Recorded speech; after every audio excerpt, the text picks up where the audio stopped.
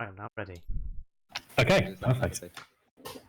So, our story begins at the gates of the city of Beyford in the kingdom of Parfunas.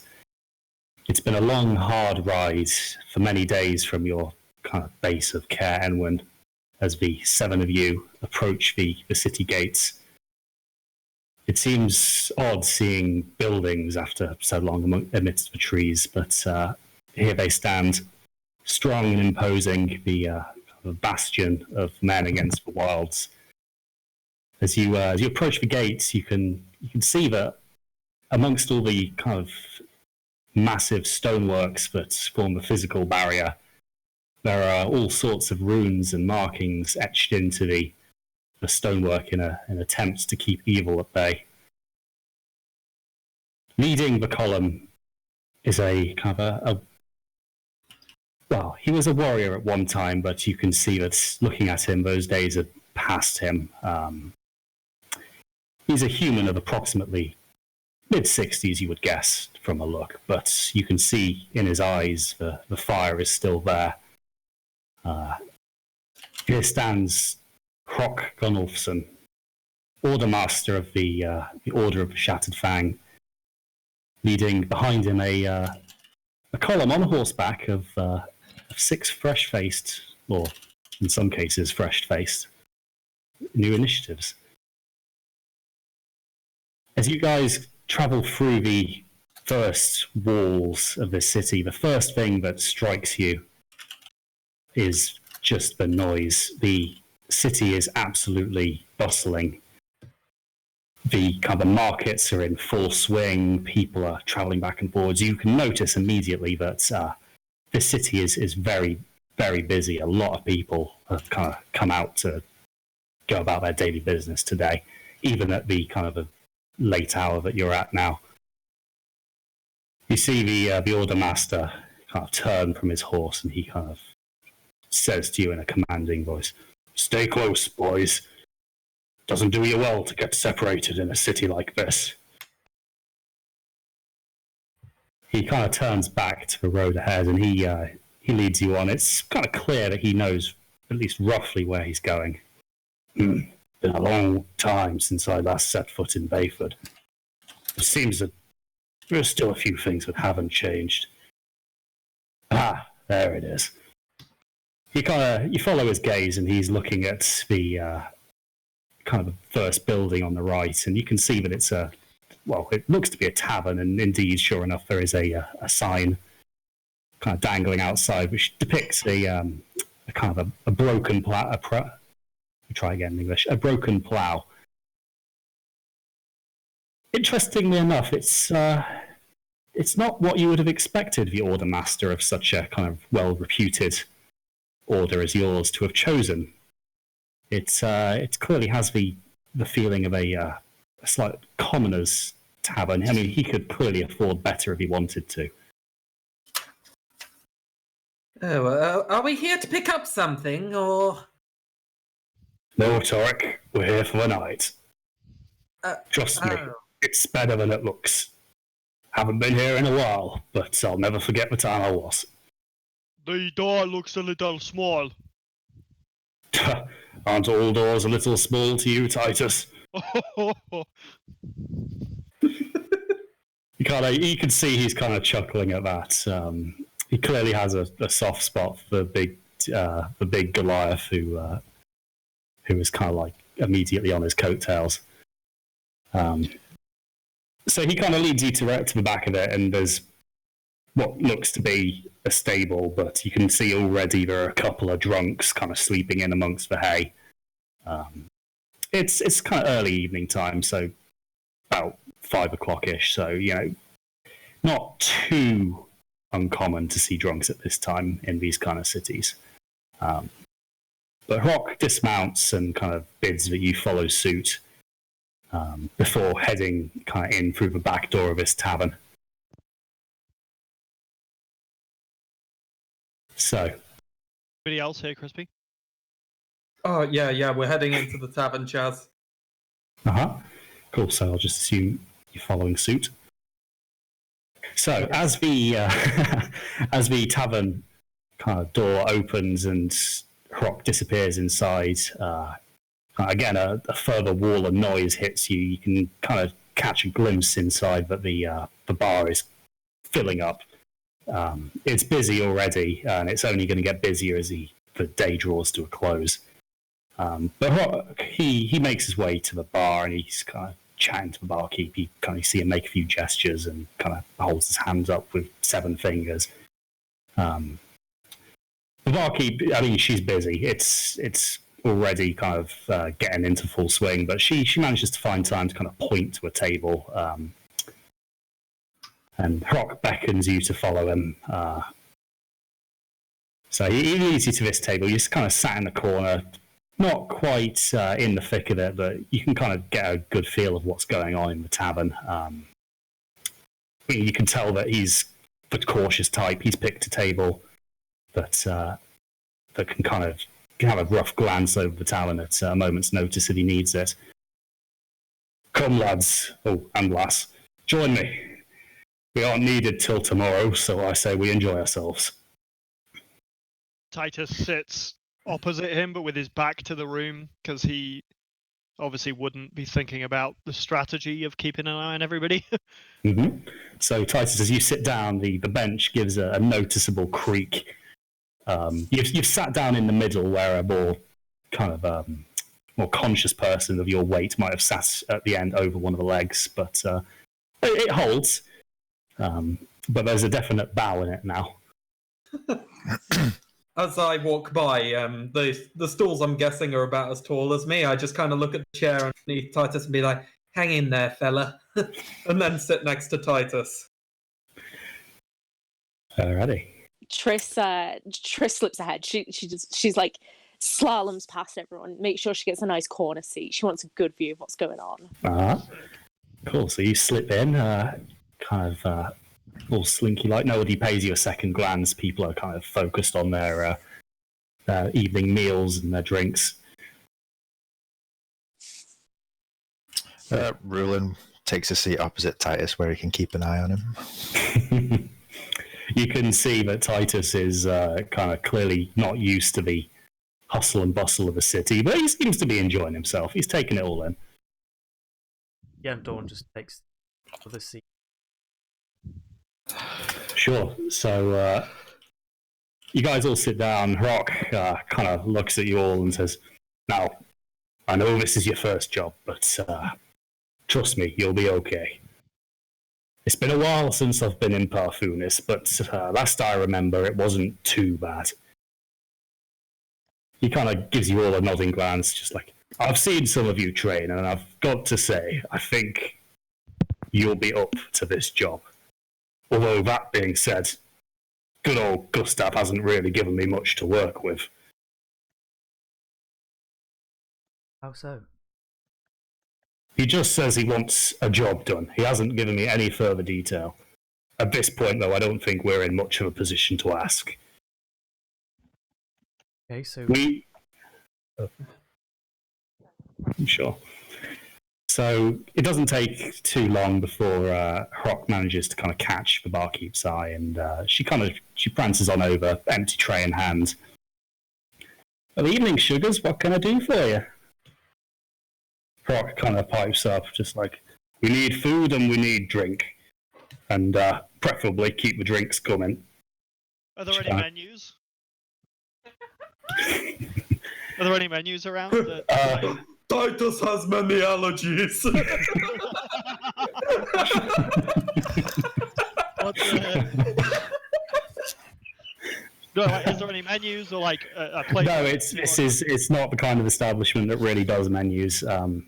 It looks a bit run down for that. Okay, I'm gonna wait for everybody else to order. Cool. So Rock, he kind of starts the orders off, just like, "Food-wise, don't care as long as it's warm. What have you got on tap, love?" Well, our most popular brew is good old Dwarven Stout. We've got that on tap. I'll have a picture of that then, love. Oh, I've no love a picture. Have a picture too. Okay, 2 pitchers Dwarven Stout. And to drink, my big boy? Not to drink, to eat, sorry.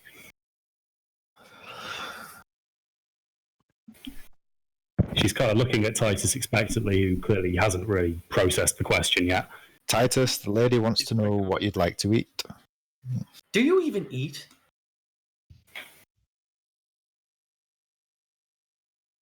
Titus is having one of his moments, so the waitress kind of... Sorry, my internet fucked up. What was that? Don't worry, it was actually quite funny. Okay. So she's going to skip and wait for Titus to kind of come back to the room. So she looks to Yendon. What can I do for you, honey?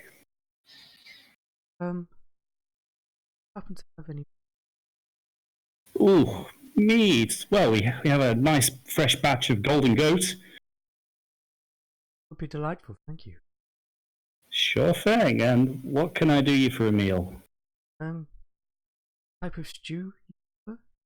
We've got carrot and potato. We have leek and onion. We have mushroom and cornmeal. And sounds great. I don't need to hear any other. Sure thing. You can see her kind of jotting this down on like a really battered notepad.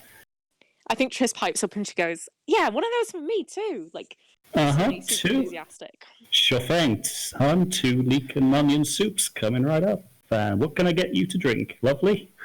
Oh, I don't mind. Just whatever everyone else is having. Alrighty, dwarven stout it is. She kind of like looks around the table and almost misses you there, Tarek. Oh, sorry, Vaz, didn't quite see you. What can I do for you? Yes, for a soup, could I get something a bit more?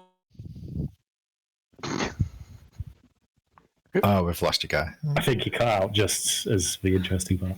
A bit more Exciting than. Oh. There's Dean joined? I'll say a bit. He's cutting out at just the wrong moments every time. Okay, she kind of looks. She looks on because the gnome is again clearly having a moment. Her eyes settle on you, Rulin. What can I do for you? What non-alcoholic beverages do you have? Well, we've got water and we've got barley squash. The barley squash will do, thank you. She kind of gives you a strange glance. It's not many people who come in here looking for a non-alcoholic beverage, but she takes the order down. All the same, before kind of moving swiftly on to Havel. And the roast vegetables, please. Roast vegetables, sure thing. Should I have vegetables too? Like looking at Rulin, sort of like not knowing what to do. So, should I have vegetables as well? So Rulin, guessing that Titus probably wouldn't like roast vegetables, says to the waitress, the giant will eat anything with flesh and bones. Just throw it on a plate. Okay, so as you kind of make that request, you can kind of see that the tables nearest to you have kind of gone quiet and are looking your way. Like, honey, this really isn't the kind of establishment that does that. I think you'd be better off in the aristocrats district for that. I'm afraid we've only really got the vegetables. So meat is not on the menu. Roast vegetables. Roast vegetables will do for him just fine. I don't know what that. I have no idea what that is, so I'm just sort of blankly. Okay, she looks back to Tarek, who's clearly stopped having a seizure. Hello. Can you hear me?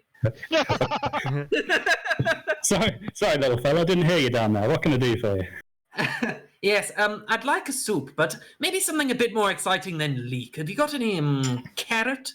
Maybe some coriander or something? I can ask the chef for you. Yes. And drink? I don't care. Surprise me. And I just open my book and slam it on the table. Okay, sure thing. One surprise coming right up. Be back with you soon. She kind of turns her tail and leaves, and Croc kind of looks to you, Rulin. It's like, don't make a name for us like that. We don't want everyone here thinking we're wealthy or we'll wake up with slit throats. So, meat is a little hard to fetch around these places? It's a bit of a luxury because farming just is a very hard task, and raising cattle even more so when you've got a kind of world filled with hungry predators. Christ, if I'd known that, I would have gone and summoned on the way in. But he brushes over it. The tavern's kind of gone back to normal. People have assumed like you must have been joking or something. And it takes a few minutes, but the waitress kind of saunters over and she places kind of the orders in front of you. Guy, in front of you, she places a small shot glass filled with clear liquid. Well, Oh, you asked for a surprise, honey, and given that you are what you are, I gave you a shot of our best vodka. It's Smirnoe. It's all, what? gotta be warned you, though, it'll knock you on your ass. Oh, I don't think it'll be that terrible. I do the shot. Okay, so as you drink the shot, it hits you hard and fast. You can kind of hear the scraping of chairs on the floor amplified, kind of a clinking of cutlery. You can kind of hear lots of these kind of like almost background noises really prominently to the point where it's actually kind of distracting. So as you try and read your book, it's just like infuriatingly loud. I think Triss uses this opportunity to sort of lean over and start to edge his book away from him. I think she's been reading over his shoulder a little bit, and she sees that he's just not paying attention. She starts edging it towards her. Sure. So Triss, roll the first dice of the campaign and roll me an investigation. Oh no! You realise I get a -3 to investigation, right? No, not you, Guy. Oh, sorry. Sorry, Triss is rolling for that investigation. So just a D20. If you press the little button here, it'll do it for you automatically. Just use the auto one. Oh. This one here should be the N1. There we go. No. Well, this campaign's going to go that way. So, you found the mousetrap that's in my book, eh? So as you kind of lean over, you try and make like sense of it, but it's written in Undercommon, so you can't make it out. And not only is it completely illegible to you, Torek like clearly sees you try and do this. Perhaps the scraping of your chair as you've kind of shuffled your way over has kind of given you away to his now hypersensitive ears. Your noise is more unbearable than usual.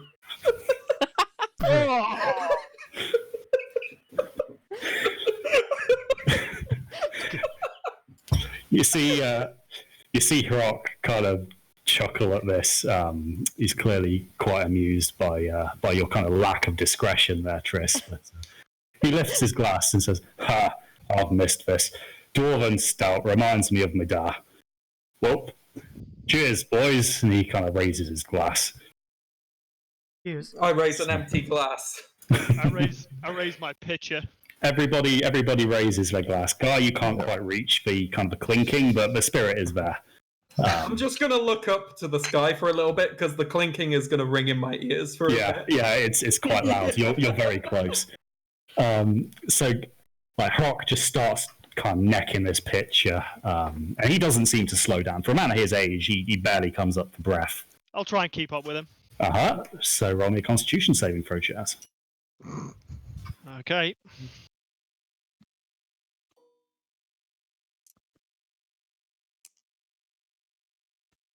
Two. So that is actually still an 8. 1 and 2. Good rolls, guys. So you Get all the shit ones out of the way. Titus, kind of eager to emulate his hero, kind of just wolfs this pitcher down. But he kind of gets to the bottom, and as he kind of closes his mouth, there's a slight crunch, and you feel like one of your teeth crack. Unbeknownst to you, Dwarven Stout actually is quite literally served on the rocks.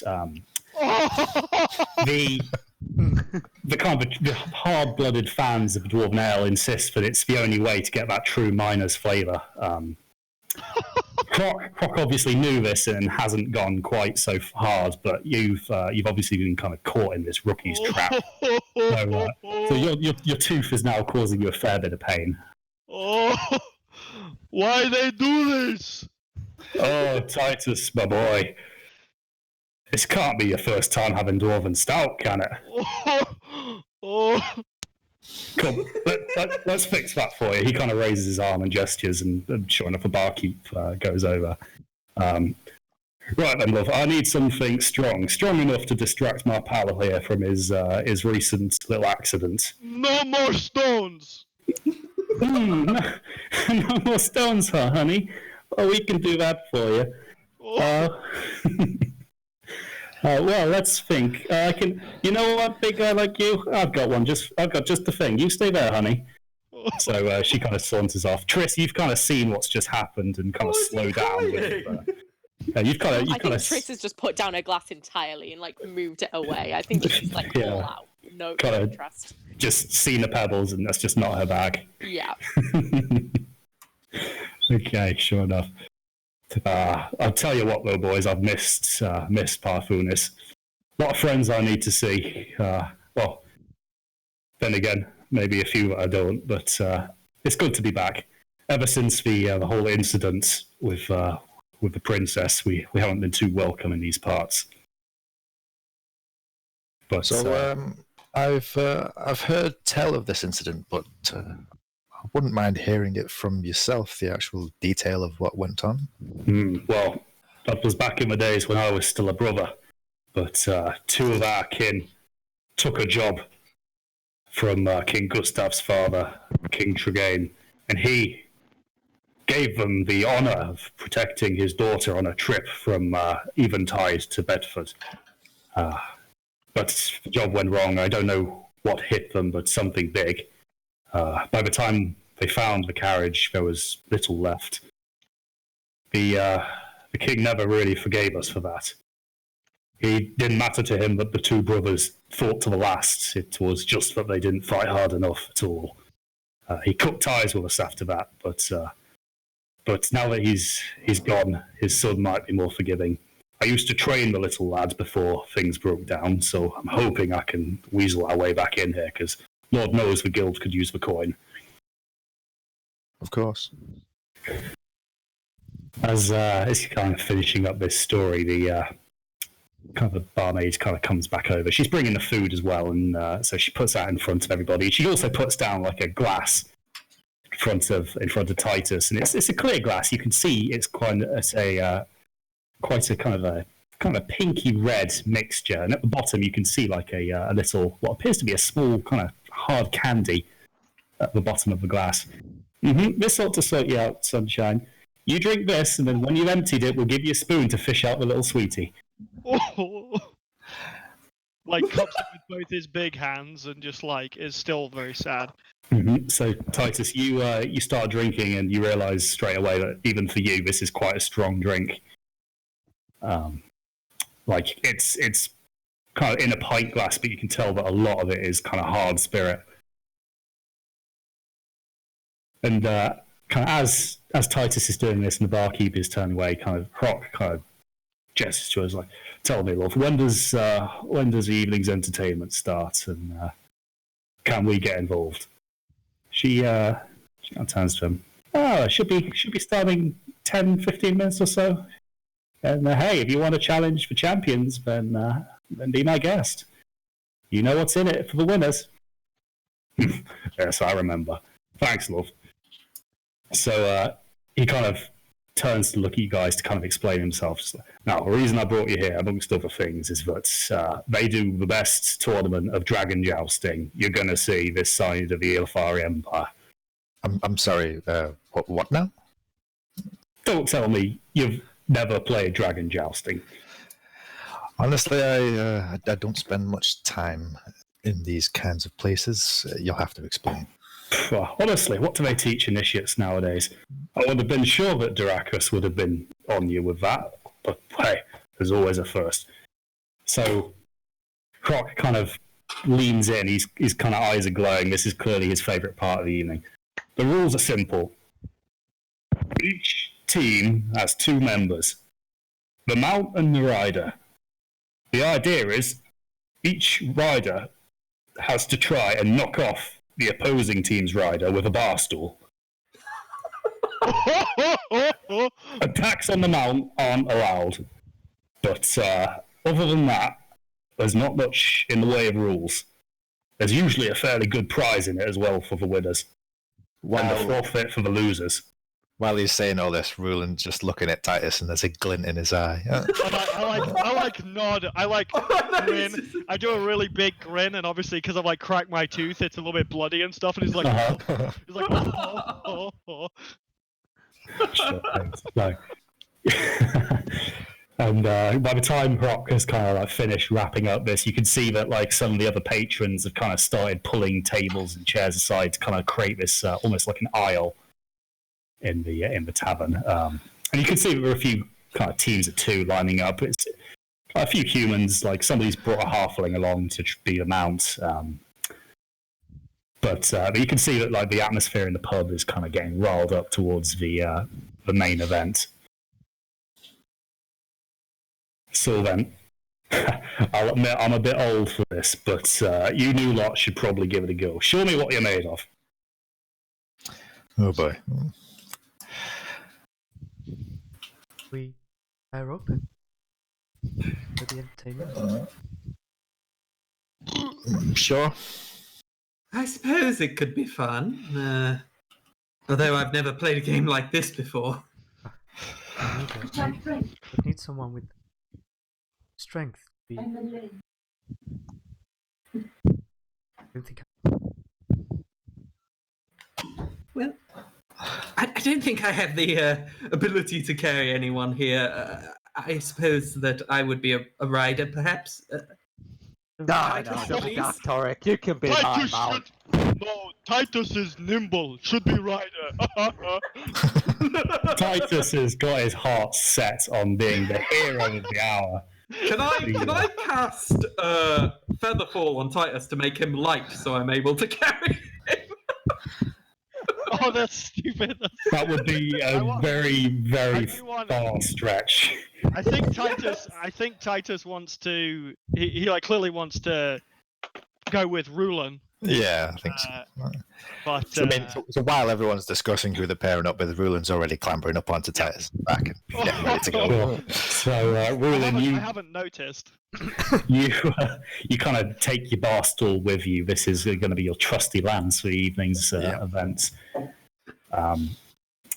So you guys kind of whisper into Titus's ear, kind of tell him roughly where to go, and kind of point him towards this kind of ever increasing crowd around this aisle, where the keeper is kind of putting down names, clearly taking count of who is going to be in this evening's competitions. I kind of foolishly pushed through the crowd to the front of the line. Sure enough, the crowd parts incredibly easily. Nobody's going to really stand in your way. That might stop people signing up. That might actually be a good.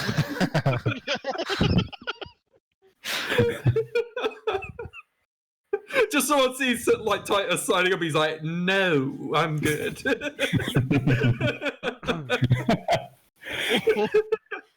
So the keeper, he kind of looks you up and down and goes as well. I'm guessing you want him. Oh, certainly. Well, make your marks. And he kind of like hands the clipboard up. He's kind of on tiptoes to try and reach you up there. But he Titus kind of grabs the board and the pen, and then kind of looks up at Rulan.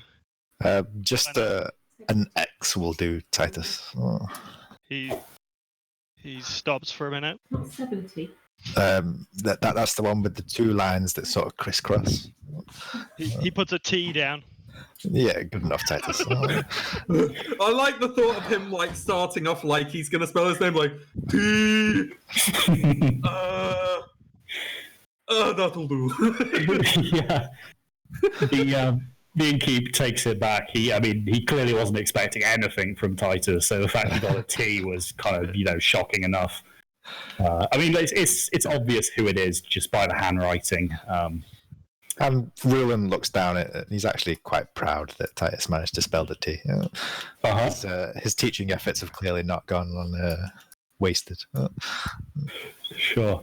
So, anybody else wanting to get involved in the dragon jousting? Triss sort of takes a look around, and you can just see flat out. It's a no. She's absolutely not getting involved with this.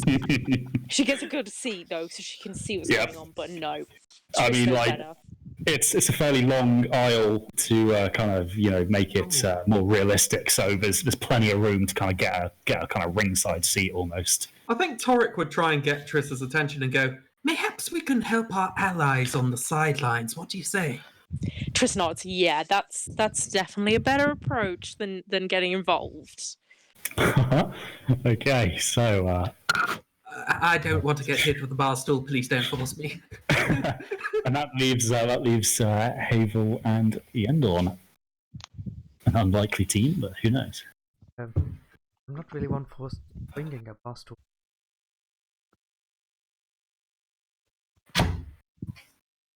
Piece of entertainment, I mind being. Oh, Endon, I've been waiting for you to ask me to mount you.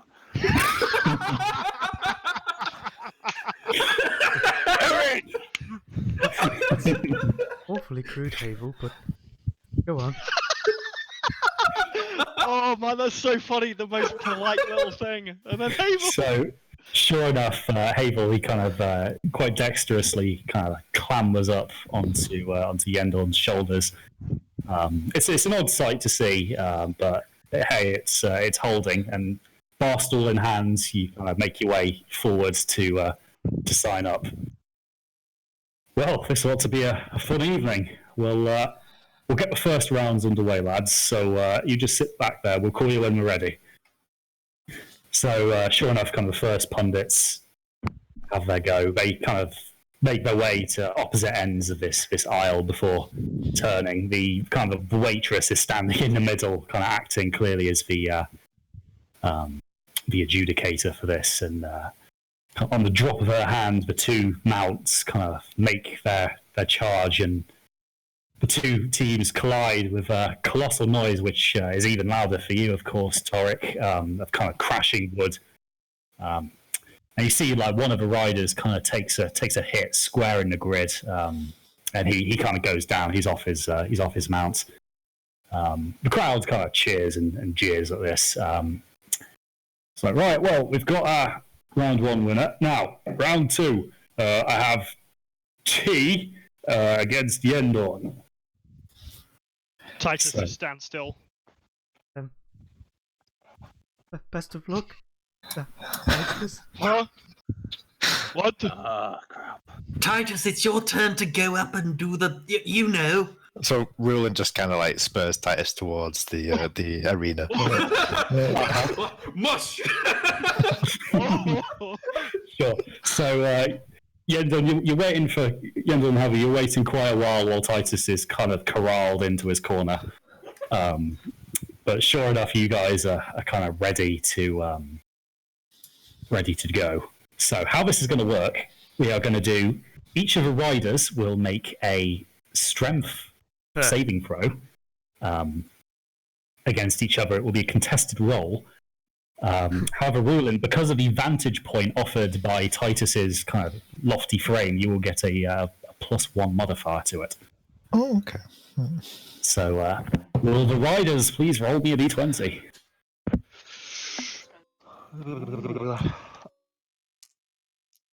Hey, Triss, who do we support in this one?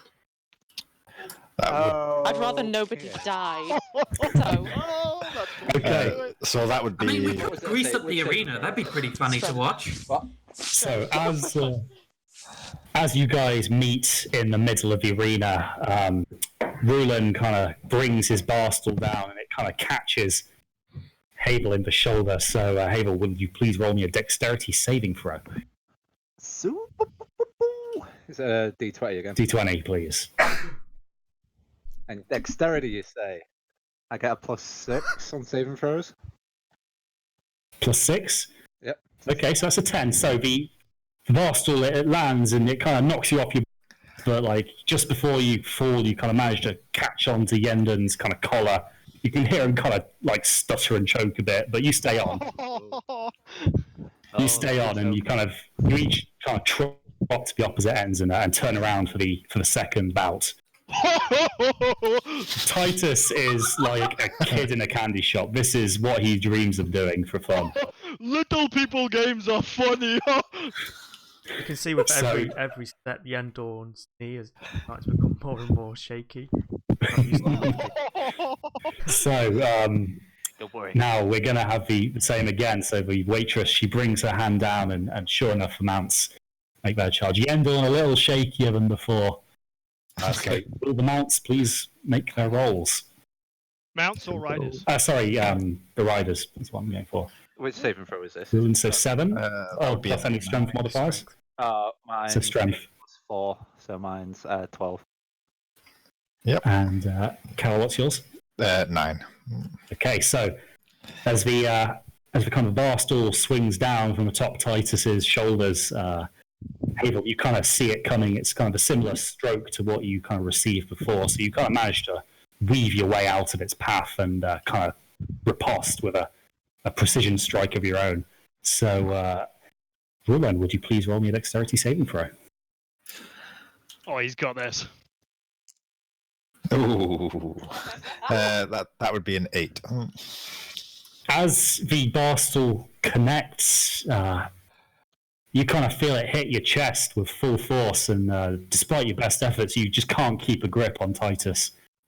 You kind of go plummeting to the floor, and the crowd kind of cheers. Hey! Titus, you kind of feel your shoulders get a little bit lighter. I turn around and I'm like, all of a sudden, Titus's mood changes because it's like Rulen's been hurt. So he like picks him up to make sure he's okay. The tavern keeper kind of comes up to you guys, kind of clapping. Well done! That was entertaining. Oh, ladies and gentlemen, it looks like we have our winners tonight. So for you two, drinks are on the house. He kind of turns to Titus and Rulen. Now, you two, I'm afraid you have a forfeit. Just stand right there while I get you some glasses. Wait. Have they got more pebbles tucked away? I do not like little people game anymore. So, sure enough, the barkeep, he turns away, he comes back with 2, like, kind of half-pint glasses and a towel. And you see him kind of run the towel along the kind of top of the bar counter, kind of cleaning up all the spillage from the evening, and then he kind of drains this out into the 2 cups. He hands one to each of you. Well, bottom up, boys. Well, Rulen took an oath of not to drink any alcohol, so he kind of feels a little bit dodgy about this. I take the glass from Rulen. Well, I was going to say, while no one's looking, he tries to Titus's glass. But Titus is such a hero. Give like a very slow nod. I'd like the slow nod. Salute that boy.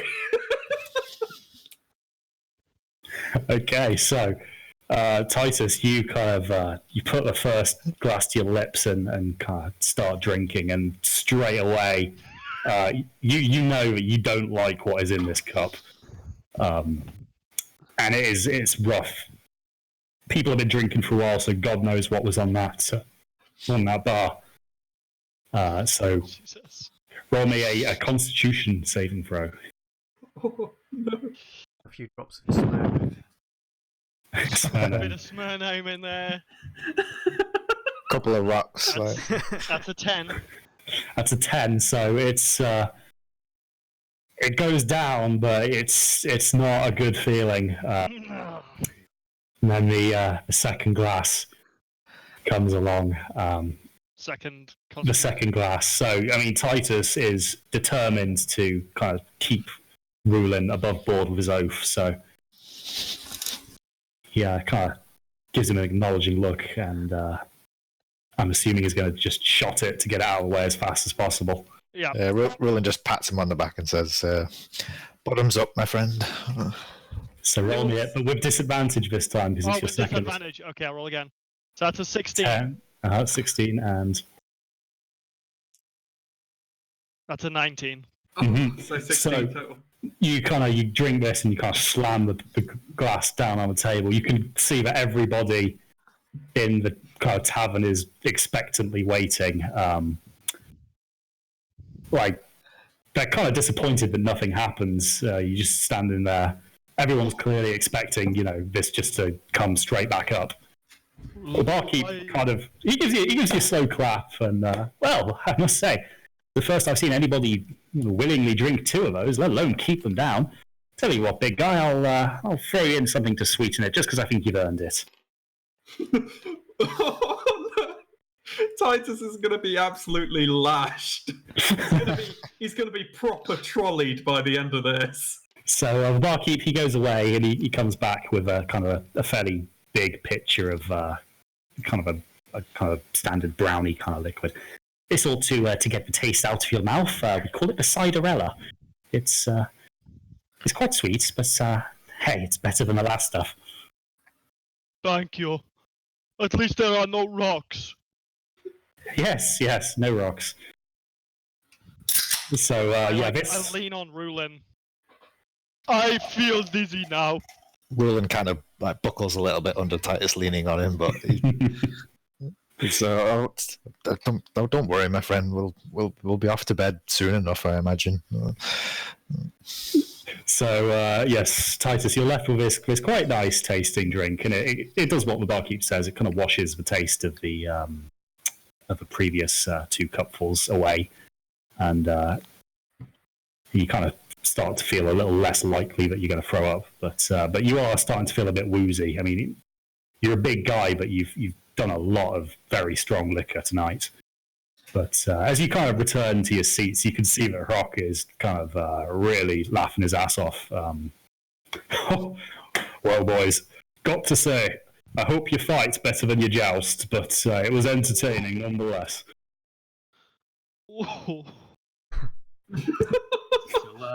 Should I get off Yendor now, or? Yes, please. And I think I collapse to the floor as he says that, on my knees.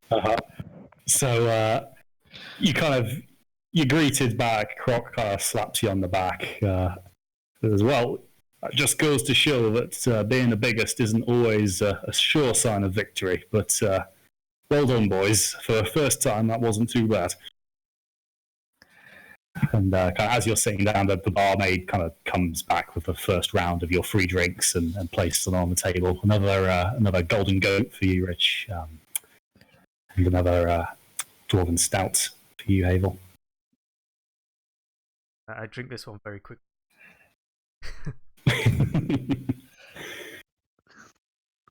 Well, Claire's even allowed to drink. Stare at it for a moment. I think, fuck it. I'm just gonna neck it. Sure. So you neck it and roll me a Constitution saving throw. I think I can hear people's hearts beating. So Havel, you chug it down and you kind of get to the bottom and manage to catch it in time. You end up spitting out the pebbles rather than chomping down on them. And sure enough, it does give it that kind of real hearty, earthy flavour. Human must have iron teeth.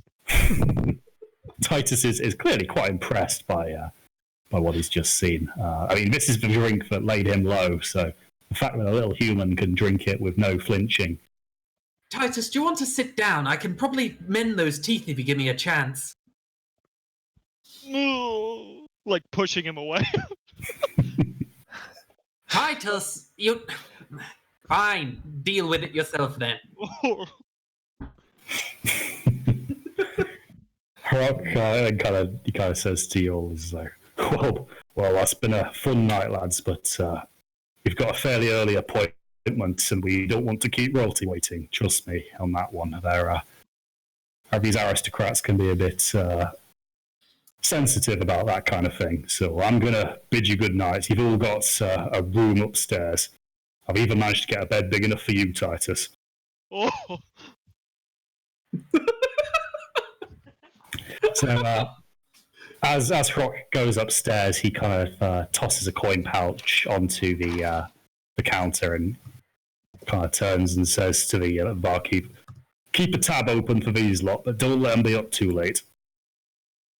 Sure thing, sugar. And you kind of watch as he kind of makes his way to the stairs and disappears off, clearly to get his head down. Ollie, what's the Titus outlook? He's sort of amazed by it. It just amazed by, like, sort of like a kid watching a magic show.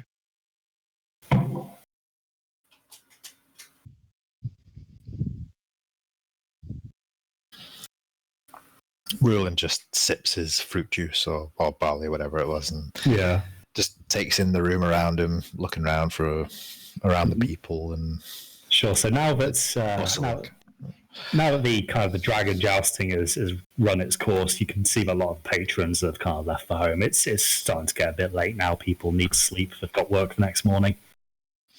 But there are still a few kind of people who have clearly had a bit too much, but still want some more. Titus cannot finish this drink. Titus give his drink to Iron Tooth.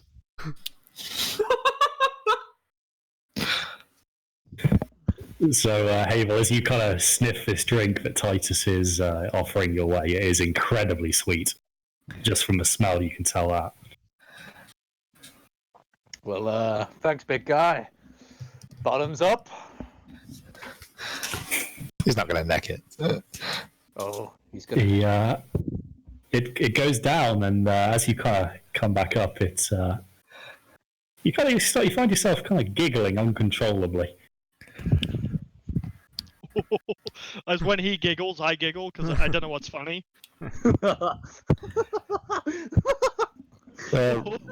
Ruin takes the glass away and gives it a sniff to see if he can see what it is, maybe.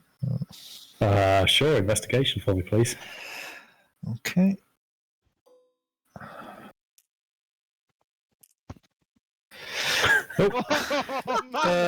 No, Ruin doesn't know what it is.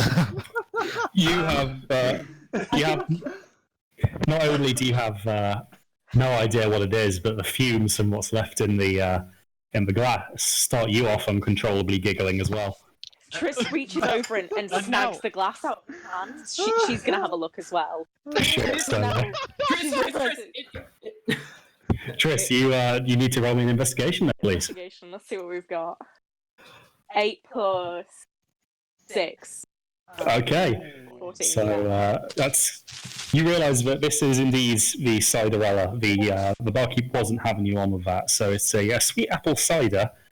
Most people consider it a girl's drink, but what few people know is that even the toughest bloke will begin giggling like a little girl after a few sips.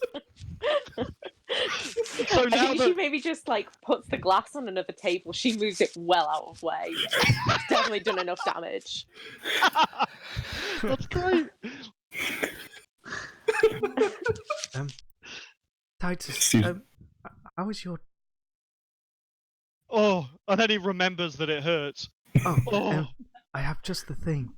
I cast your wounds in expectation. Maybe not heal the from the pain. Sure. So as you kind of lay your hand on Titus's cheek, Titus, you kind of feel a little warm glow, and your tooth it stops hurting, and as you kind of run your tongue over kind of where the cracked bit was, you can feel that it's kind of whole again now. Yeah, that should.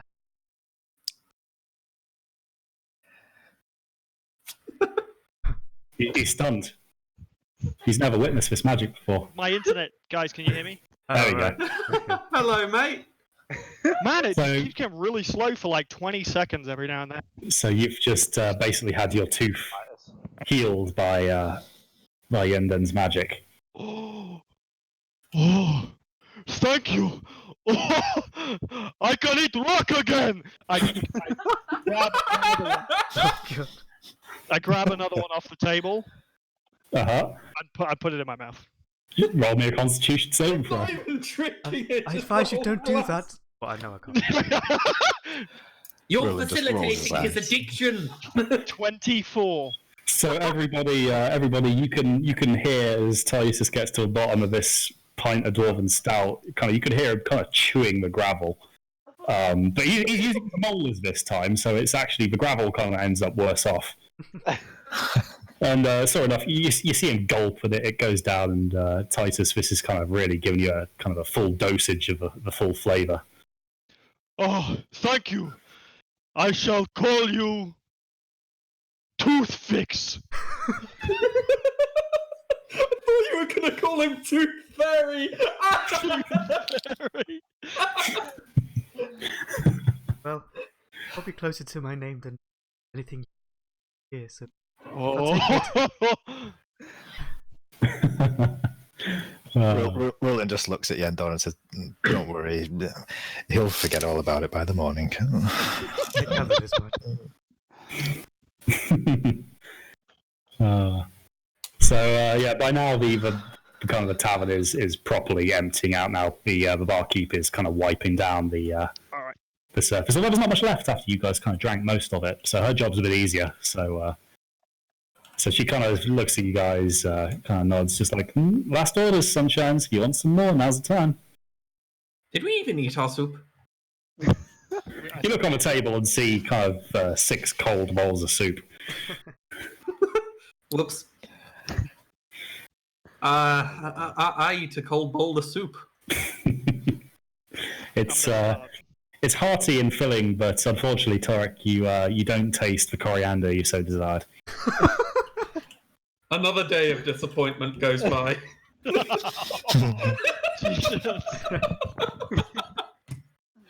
Titus is going to try and stumble out of the room. So as you stand up, Titus, your legs aren't working as they were when you sat down. So you kind of stumble along, kind of bracing yourself against tables. Rulin follows along with him just to help him into bed. Sure. I try and exit the tavern. So you kind of go in for the door, Rulin. You know that you're No. So it's this way. That leads him towards the stairs. This way. Come on. So it's for the rest of you, it's quite comical. There is clearly no way that Rulin is actually steering Titus with any of these pushes, but just the motion seems to steer him in kind of a right direction. He does a few laps of a few tables, but he makes his way to the stairs. Well piloted. Rulin shouts goodnight to everyone and then heads up the stairs. So sure enough, your bedroom at the top. It's kind of just a shared room, but there are beds for everybody there, and it's much better fare than you were used to as initiates in the Brotherhood. Will the beds hold Titus's considerable? One of them will. It's special request. Croc has clearly procured a larger than average bed, but looks sturdy enough. I try and get into one of the normal beds. So as you kind of climb onto one of these beds, you can hear it dangerously creaking. In fact, so dangerous, I'm going to roll for it. What was Constitution on the bed? I mean, it's clearly not designed for this. You can hear, creaking of wood, and you hear the slight splintering of one of the support beams underneath.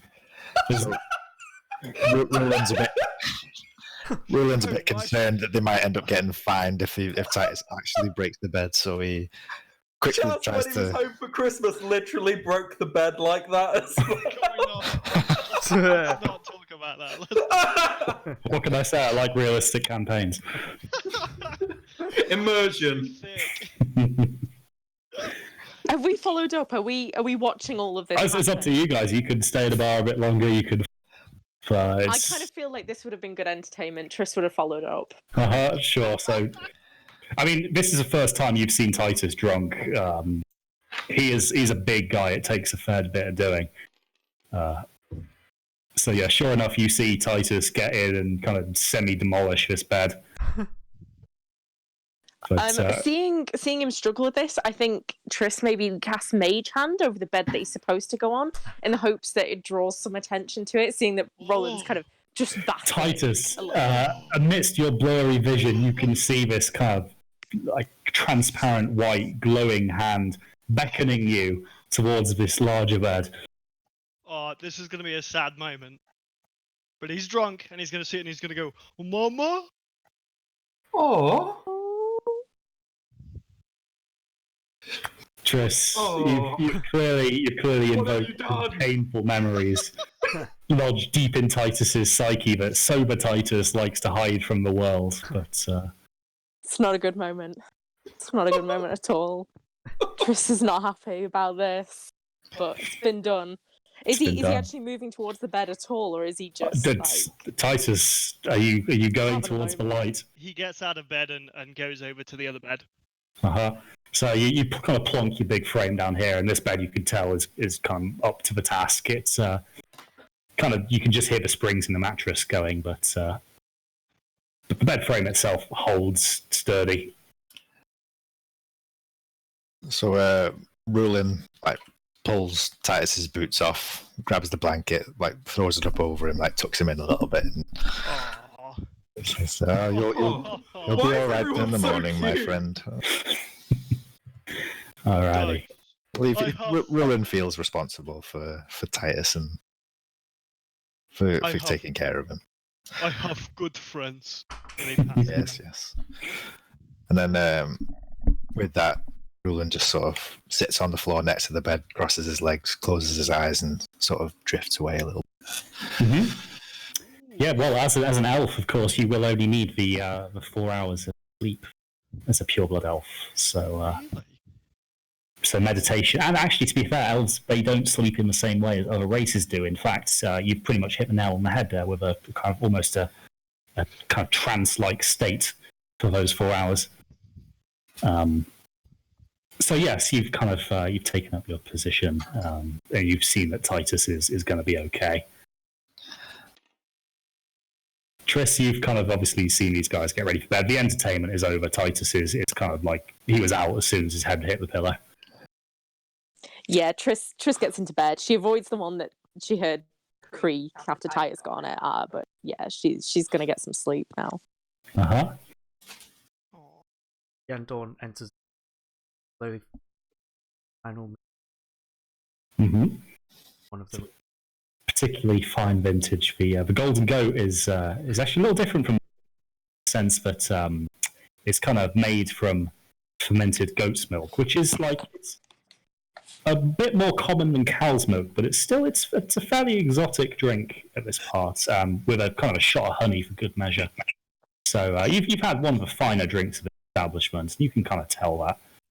But you're still feeling a little woozy. It's still reasonably potent. But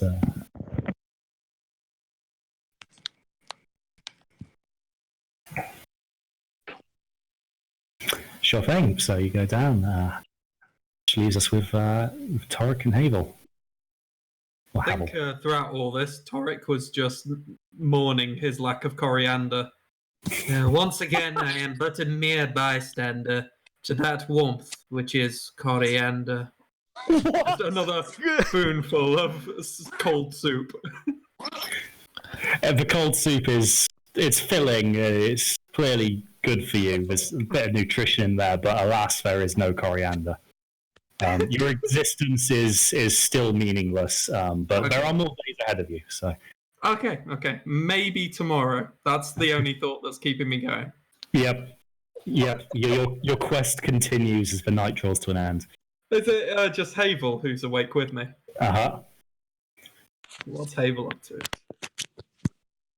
So yes, Havel, you've kind of been fairly quiet, sitting watching as this has gone on.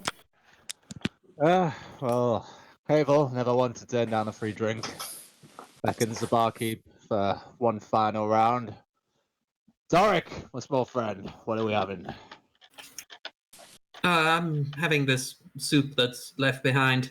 Honestly, I'm still having a bit of ringing from the last drink. I think I'm good. You know, not really that thirsty. Fine, I'll drink on my own. Wait, barkeep, do we have any drinks with coriander in? Oh, that's just mean. Sorry, honey, we don't have coriander here. Afraid it's not in the chef's repertoire. What? The chef's an asshole. I can give you boys a nightcap, though. Come on, Torek, join me. One nightcap won't hurt. I better not. You know what I like what I'm like when I drink too much. Just the one, please. Sure thing, hon. What kind of drink you looking for? Something stiff and hard.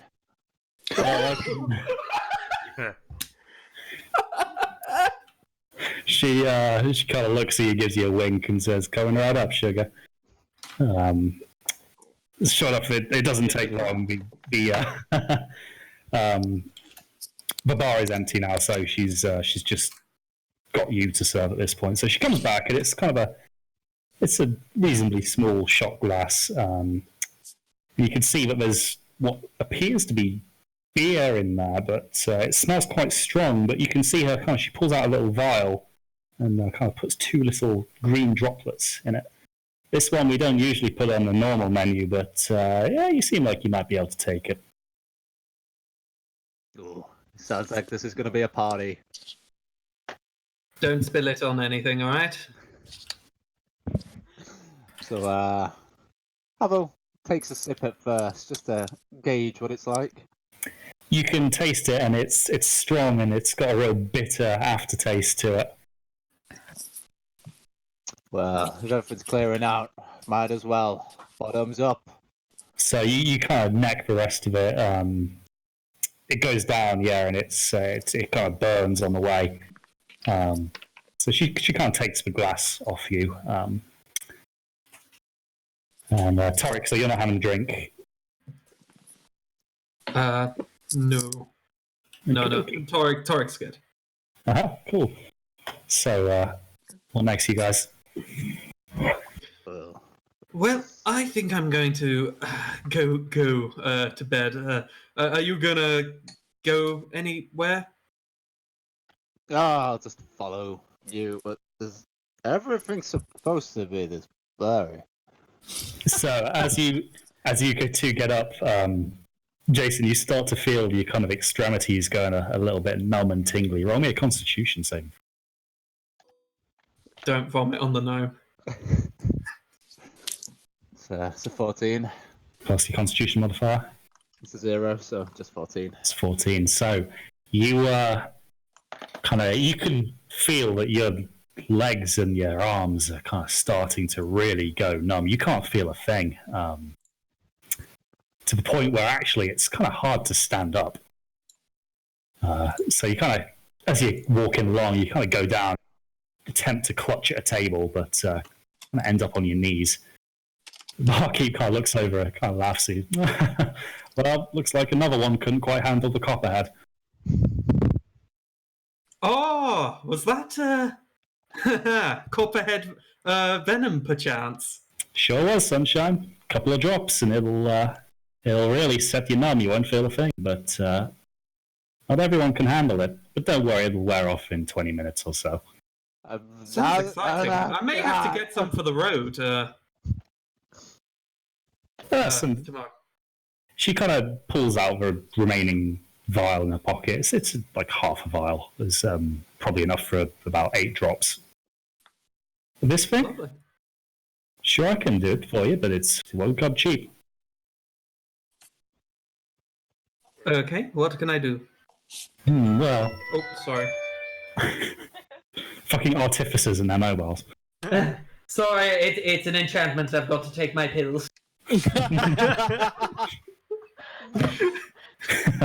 She kind of looks at you and says, well, for the vial, I mean, well, the fact that you know what it is means you know it's quite rare. I'll give you what's left. Well, it's only half a vial. Let's say 10 gold pieces. Ooh. Let me just find where on my character sheet the gold is kept. Torek fumbles around for his coin purse. He could have swore he left his right pocket, but... Is it like in equipment or stuff? Someone help me out here. Yeah, it should be in equipment. 25 gold. Ooh. I've got to buy some vials. You know what? Fuck it. Yes, I will buy it. Sure thing, honey. So she kind of hands you the vial, and in exchange, you obviously pay her the money. So if you want to reduce your gold by 10, and you'll probably have to add a custom item for this, so just add like a vial copperhead venom. Was I just ripped off? I probably should have done a roll for this before the transaction, but hey ho. You're drunk, you don't know. Yeah. But yeah, you kind of, as you're bartering there, kind of, Havel is kind of on the floor twitching a little bit, but you can kind of start to feel your toes again. It's kind of wearing off a tad. She kind of looks down to you and says, "Oh, maybe you're not as flimsy as I thought. Most people it takes longer for that to come back, but well, you did ask for it." Wesh, boy. Anyway, I've taken off the muns, and yeah, I'll roll in the morning to see if I got ripped off. Cool. So you can kind of see that Havel is having a bit of a hard time finding his feet.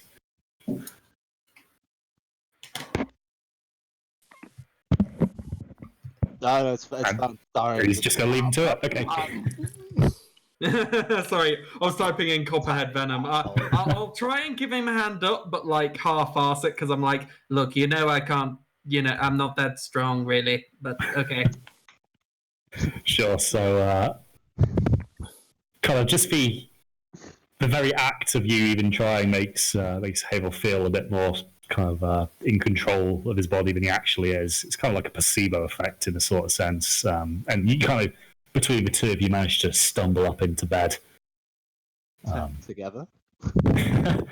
So you put down Havel in the first bed by the door, and then Torek, you hop into your own bed. Oh, before I go to bed, I would like to ritual cast alarm to the entrance of the. Sure. So you kind of cast alarm at the door. Anyone kind of opens that or comes in, it's going to trigger. Excellent. I'll set it to be a outward-sounding alarm. So, yeah.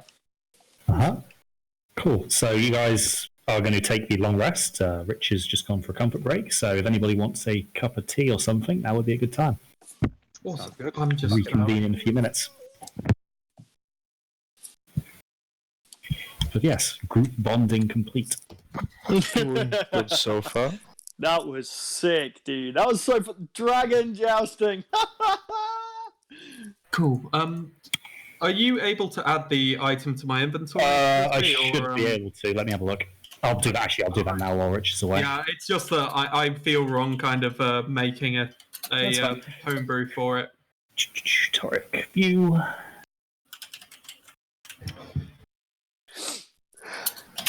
What was the name of the tavern again? It was Broken Plough. Yeah. Ah, damn it. The one time I take notes. Right, that's it. I'm not doing it ever again. Yeah. Fuck it. I tried.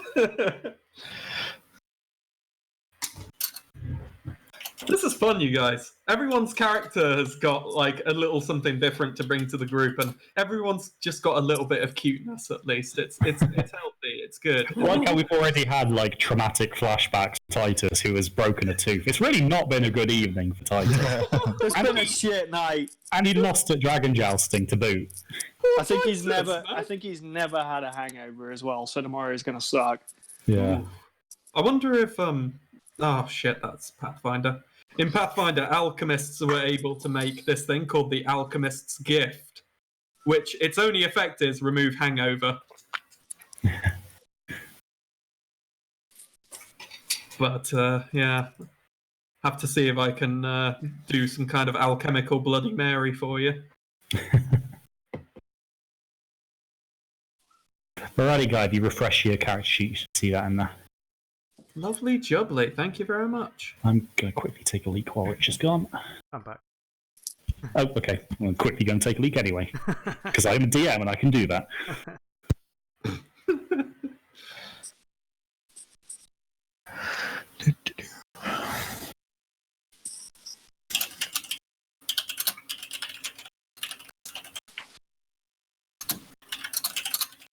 Cool, I got 10 drops of that Really venom. enjoying all the characters. I want to figure what channel it's on as well. Do you want me to just put it on in the background for you?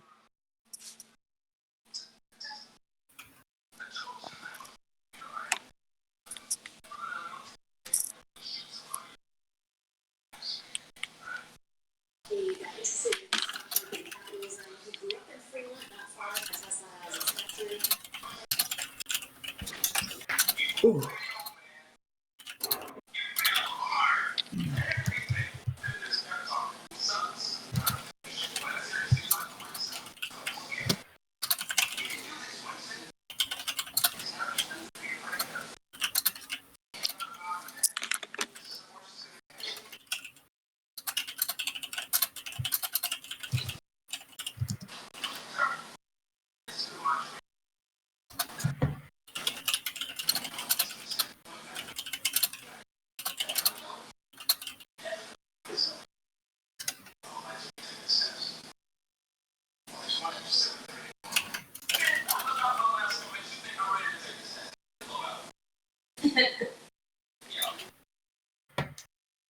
Guy, that picture you posted.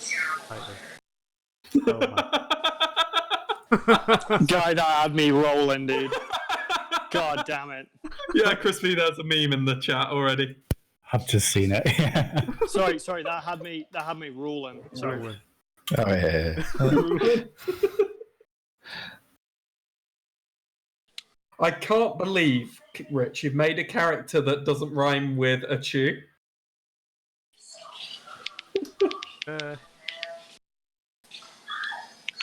Jokes Yeah. Damn it. You said funny thing. I've been watching that through again. That is a funny show, man.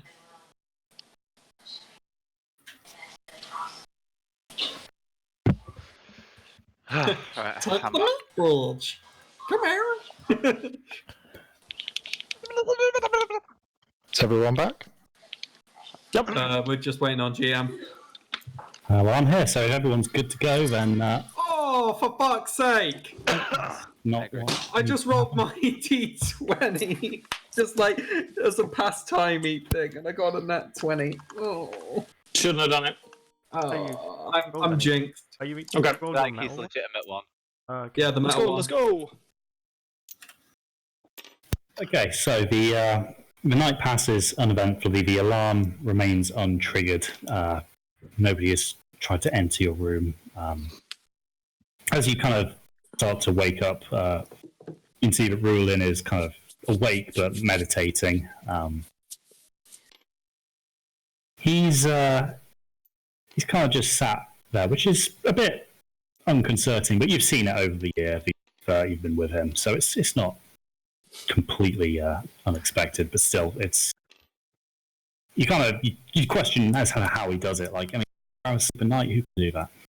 But you guys kind of wake up, and as you make your way downstairs one by one, you can see that Croc has kind of bagged you guys a table and gotten some kind of fried potatoes in for breakfast. Ooh, fried potatoes. Take your He kind of sees you guys coming down the stairs. He kind of greets you. Ah, there you are. Come over here. Get yourself some food. It's going to be a long day. Ah, yes. I wait for Titus before I take a sip. Just very quietly, like, sort of holding his head, just sits down in the same spot as last night, like right in the middle of the fucking bench. I'll take So, my place beside him. Yeah, really You sits down. plonk opposite. yourself down on the bench, Titus, and it's fought hard and it's fought long, but it can't keep fighting. So you kind of promptly go through this bench. Kind of a jolt as you hit the floor kind of just sends even more kind of needles into your head. You don't like this small person hangover thing. He just sits. He literally just sits on the floor with his, because he can still see over the table, even sat on the floor. Yeah, I mean this is still at like chest height for for Titus. He just puts his arms on the table and like just sits on the floor. The barkeep kind of comes over and you kind of see Rock kind of reach into his pocket and toss him a small purse. Oh, no. I could probably have fixed the bed. Okay. Rough night, Titus. Oh. Well, get some of this down you, lad. It'll do you good. Just grabs it with a hand. On second thoughts, he kind of gestures again and kind of points to the plate and then makes a hand for 5. And sure enough, 5 more kind of huge heaped plates of potato make their way over to the table. Go on, lad, with handfuls like that. You're probably going to get through all this before the rest get a chance, so grab it while you can, fellas. So he just quietly sits and eats. Mm-hmm. Right, now, I know you had a bit of fun last night, but we've got this appointment with King Gustav, and I need you guys on your A game. I've got to convince him that we're up to the task ahead of us. And I can't do that if you're throwing your guts out. And he kind of casts his eye around the table. He sees, Havel's still feeling pretty miserable. You've got control of your limbs back. You can kind of feel your toes again. But you've got a cracking headache from this effectively poisoned drink that you got last night. What? Why is my ass so numb?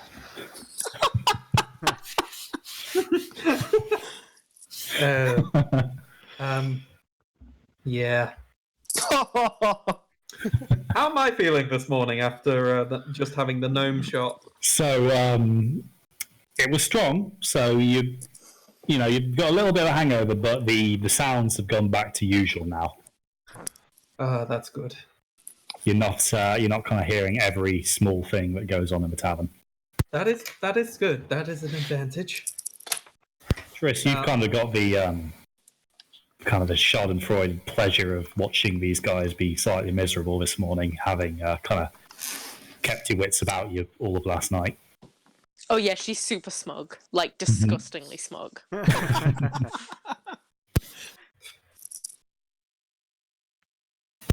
Well, tell you what then, boys, you finish this up and we'll make our way over. There's no point keeping the king waiting. So Titus continues to just kind of put away the potatoes like they're going out of fashion.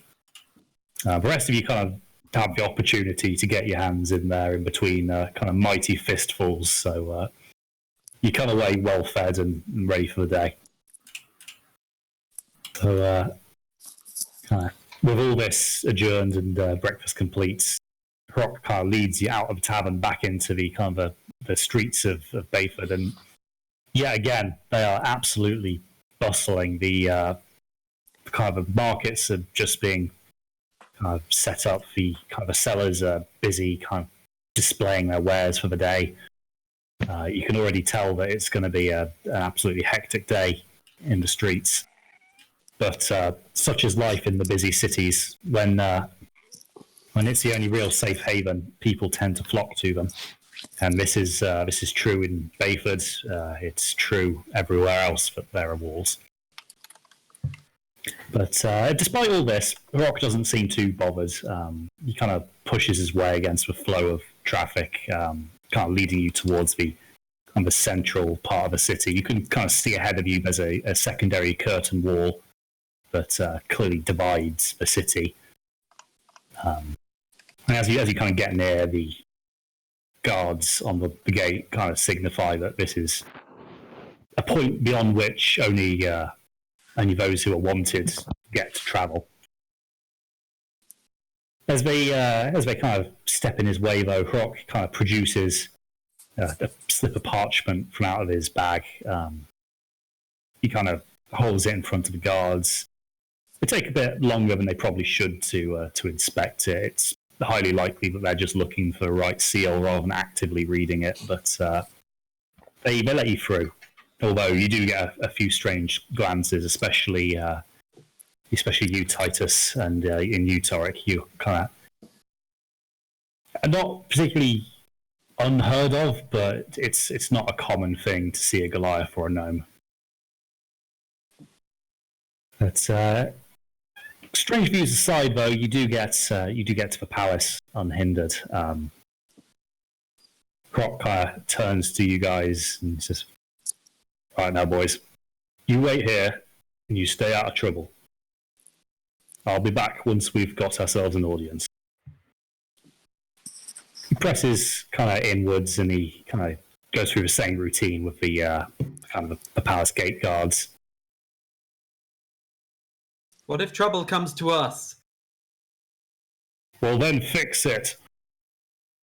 Yes. So you guys are kind of left standing in what appear to be kind of the front grounds of this palace. And as you kind of look around, the stark contrast really hits you between what you're seeing here and what you've just come from in the kind of the outskirts, or not the outskirts, but the kind of outer part of the city. As you kind of look back from the streets you just walked through, you can see that the buildings are of a much higher quality. The streets are a lot less busy, and those that kind of inhabit them are significantly better dressed. I mean, this level of luxury is not something that you will have seen for quite some time. So the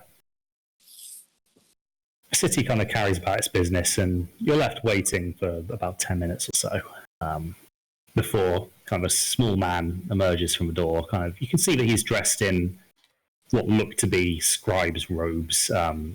He's kind of got a small set of spectacles kind of perched atop the bridge of his nose. Would you be the initiates with the order? Yeah, that's us.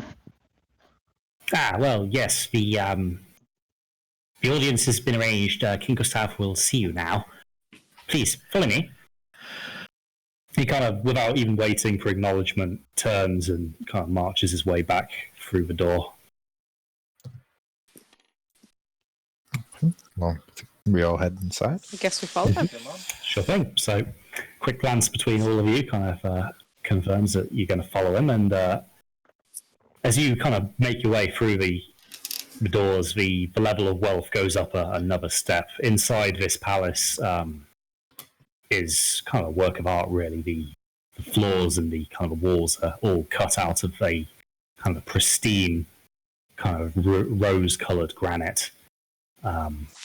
Jesus. There's fine tapestries and portraits hanging from the walls. This was built to really impress those who kind of walk through it, and it is having that effect.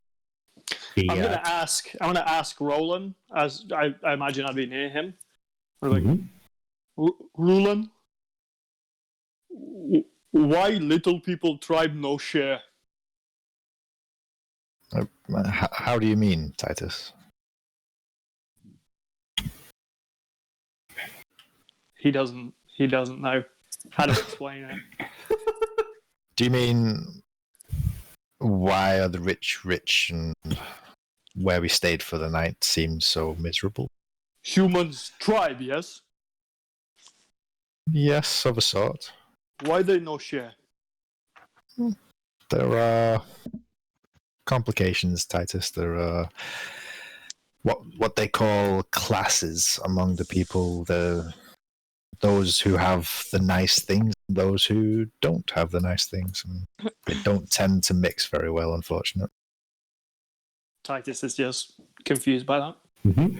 So as Rulin is trying... Oh yeah, go ahead, guy. Yeah, could I do like a look at the architecture of the place and just see if I can discern like what's inspired of it, like what type it is, kind of thing. Sure. So roll me a perception check. Oh god, that's the one I'm bad at. Perception, I get a -3, so 5. So from your vantage point down there, you can barely see the dizzying heights above you. But you can tell that there are some form of arches above you. Yeah. Yeah, goody. Really wish I could get a closer look at that kind of thing. Maybe I should come up with some kind of magnifying lens. And then he just starts mumbling away as the inventions kind of whirl through his mind. Sure. Okay, so as Rulin kind of tries to explain the principles of feudal systems to Titus, you kind of reach the end of the hallway, and this kind of vizier kind of opens the door for you and gestures for you to go inside. So on entering, you can see that straight away there's a kind of large audience chamber in which you can see stood at one end is your order master, and he's kind of deep in conversation with kind of quite a reasonably young-looking human. You could probably place him about mid-20s, but you can see that he's quite well built. He's got kind of like the strong, broad shoulders, kind of full head of thick dark hair, and quite a kind of well-maintained beard. And he's dressed to the nines. You can tell that there's some seriously fine quality tailoring went into his robes. And as you guys kind of enter, he kind of turns away from Rock and kind of casts his glance at you. Ah, well, this is the party you've told me about, Rock? Right. Rock kind of fixes you all with a bit of a glare and kind of makes a little gesture, kind of pointing at the floor a little bit. Kind of see him hissing the word. Well, in fact, no. Everybody, roll me a perception check. Oh no!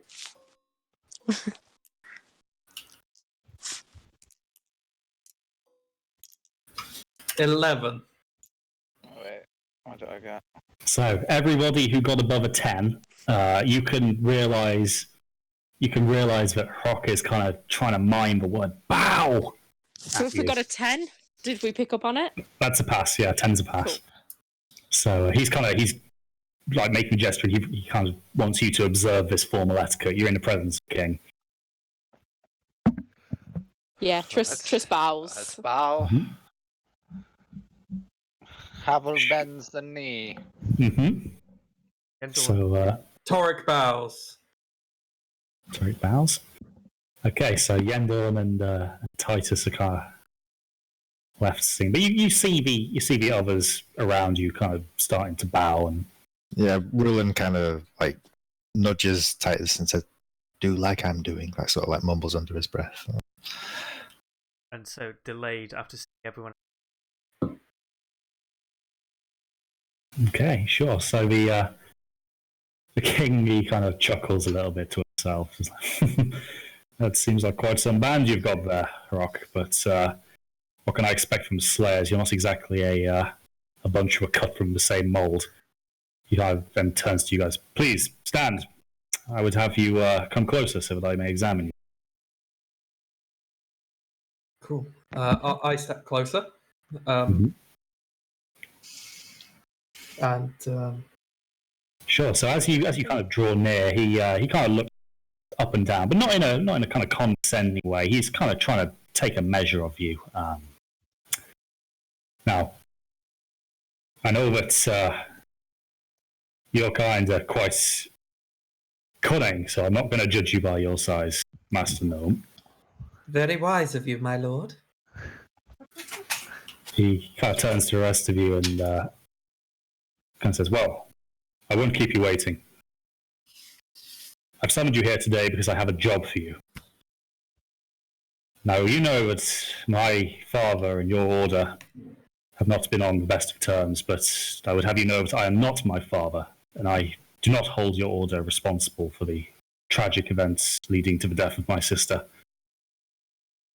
As Rock has told me, it was, well, we don't know what it was, but it was big, and his men died fighting alongside my father's royal guard, so I will not hold you accountable for the wilds. What I would ask of you, though, is to do a job for me. You know that politics would have it that I can't just accept you back into the fold after almost 20 years of our animosity. So my plan is to build this up slowly. I would have you do a job for one of my Jarls, and from there we can see what we can do. Rock is, at this point, kind of standing almost to the king's side. You can tell that he clearly spoken and known this King Gustav before. You kind of remember that you heard him say yesterday in the tavern that before the kind of events that got the order barred from the kingdom, Rock actually used to train King Gustav in kind of combat. Aye, yep, that's why these guys are here. They'll be up for any task you throw at them, and it just so happens they need a rite of passage to gain their full membership, so we can kill two birds with one metaphorical stone. I look at Titus.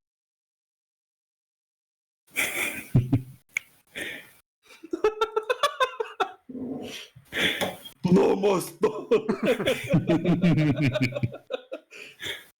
Titus, you get a phantom pain in your front molar. But yeah, Rock is clearly known that you guys were going to get a job, and this is his way of really kind of putting you guys through the final tests of your initiateship before you guys are going to get your kind of full membership in the Order of the Shattered Fang. Titus looks at his hand as if he's holding a stone in it. Mm-hmm. And he's like, bird? Like, under his breath, he's like, birds with stones. The king kind of sees a bit of confusion in his face. He knows that you're probably here for your strength. You can see him kind of suppress a smile a little bit. Well, I won't beat about the bush. I don't know much about the job at hand. All I know is that one of my barons is having trouble with transporting his grain from his village to the city of Beyford. I can't have this going unchecked. I need that grain. My people need that grain. Now, I'll give you this. And he kind of reaches kind of behind him, and you see him kind of pluck from a desk quite a large piece of parchment. It's been a while since we've had this done, so I'll give this to Rock to look over for any errors in the small print, but I would have you sign this contract that you would go and sort out whatever it is that's causing this disruption. We'll pay you 60 gold pieces per head on successful completion. Rock kind of nods. He looks at you. If you're good at your jobs, I'll even let you keep half of it.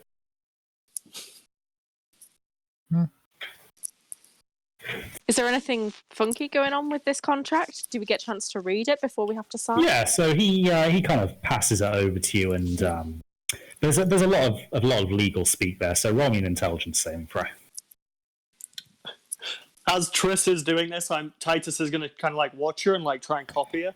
Mm-hmm. So what did we get there? I didn't pay attention. Intelligence. So 8 plus 4, so 14. So there's 12.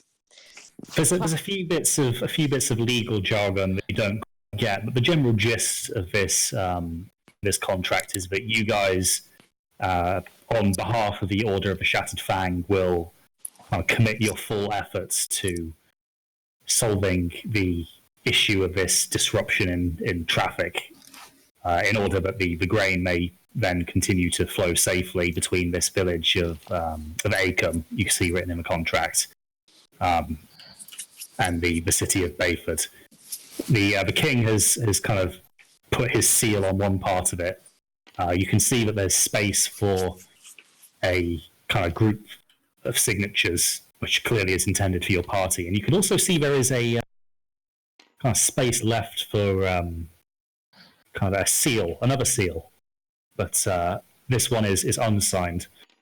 So the king, he kind of points a few things out to you and says, right, now I need you lot to sign here. And when you've done this task, I need you to get the Baron to sign it and put his seal there, so I know that the contract has been carried out to his full satisfaction. Do you think I could give a small perusal before I put my name on it? Sure thing. Roll me intelligence. Whoosh. That'll be 25.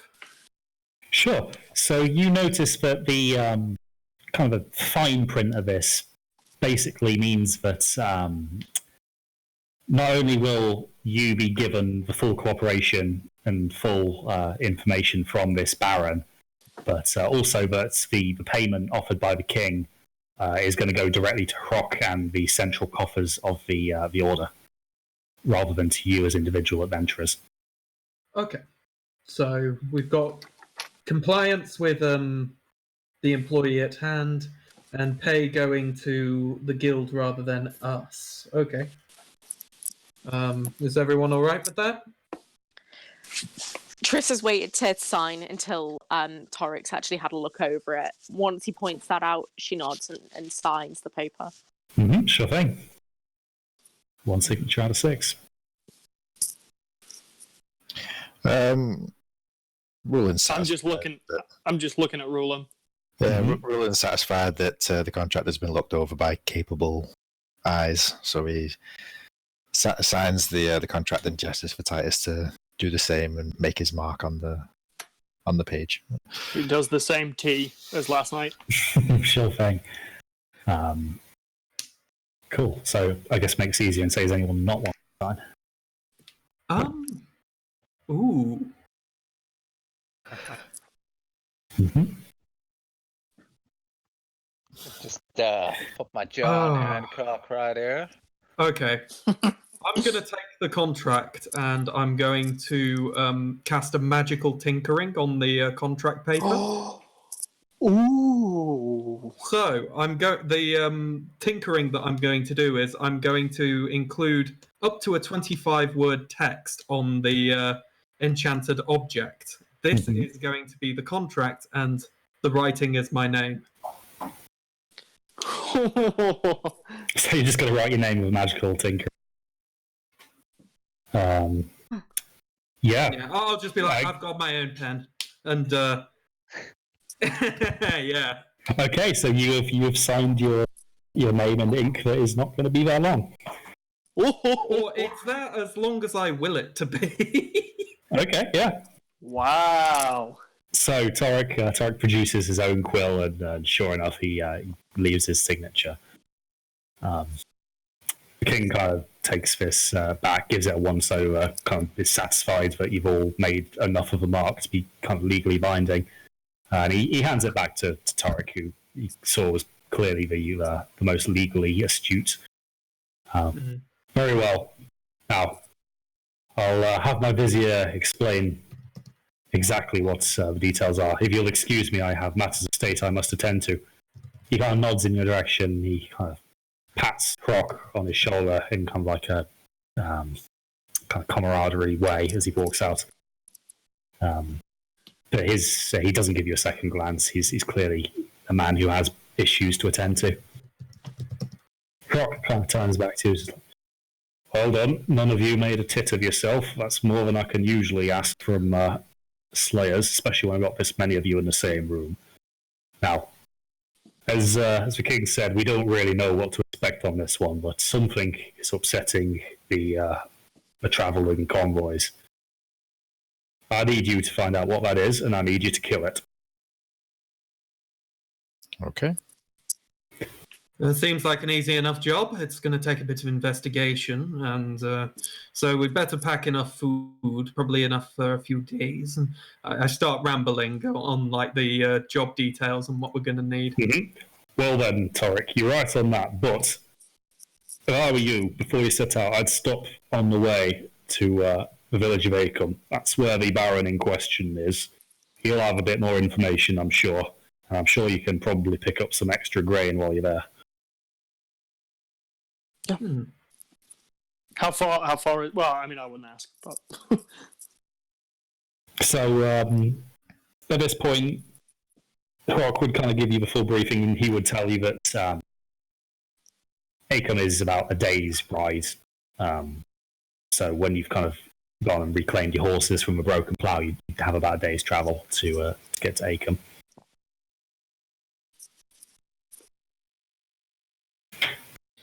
Okay. Can I just for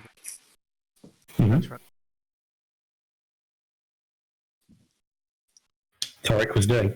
Yeah, sure you can. That's a 8. So that is going to go unnoticed. Wicked. Cool. It's actually a perk of mine that people who observe my magic know that I'm not casting magic. Rather, I'm using the magic inside of objects to do magic, which I think is kind of cool. Yeah. That it's like specified. So in this case, it would be that the Yendon, you don't actually realise that this is a magical quill. Yeah. You just think he's quite, he just likes his own quill. It's a bit quirky, a bit eccentric.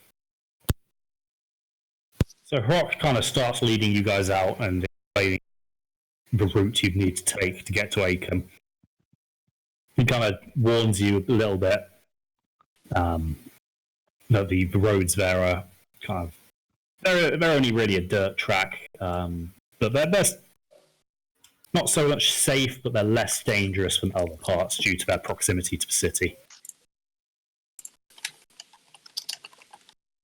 But he kind of leads you all the way out and back down to the broken plough, where behind the building, your horses have kind of remained from last night. You can see that there are still a couple of drunks lying in the hay. You don't know if they're the same from last night or not. But it seems that Havel probably wasn't the only one to have a sip of a copperhead. So I'll bid you guys swift travels and safe roads.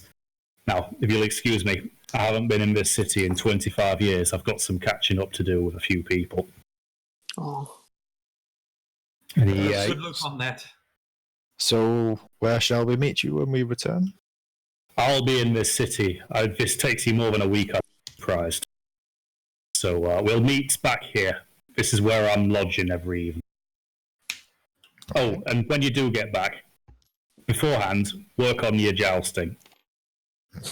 And he kind of chuckles and kind of waves his hand as he wanders off into the busy streets. And Roland just rolls his eyes and goes off to check his horse.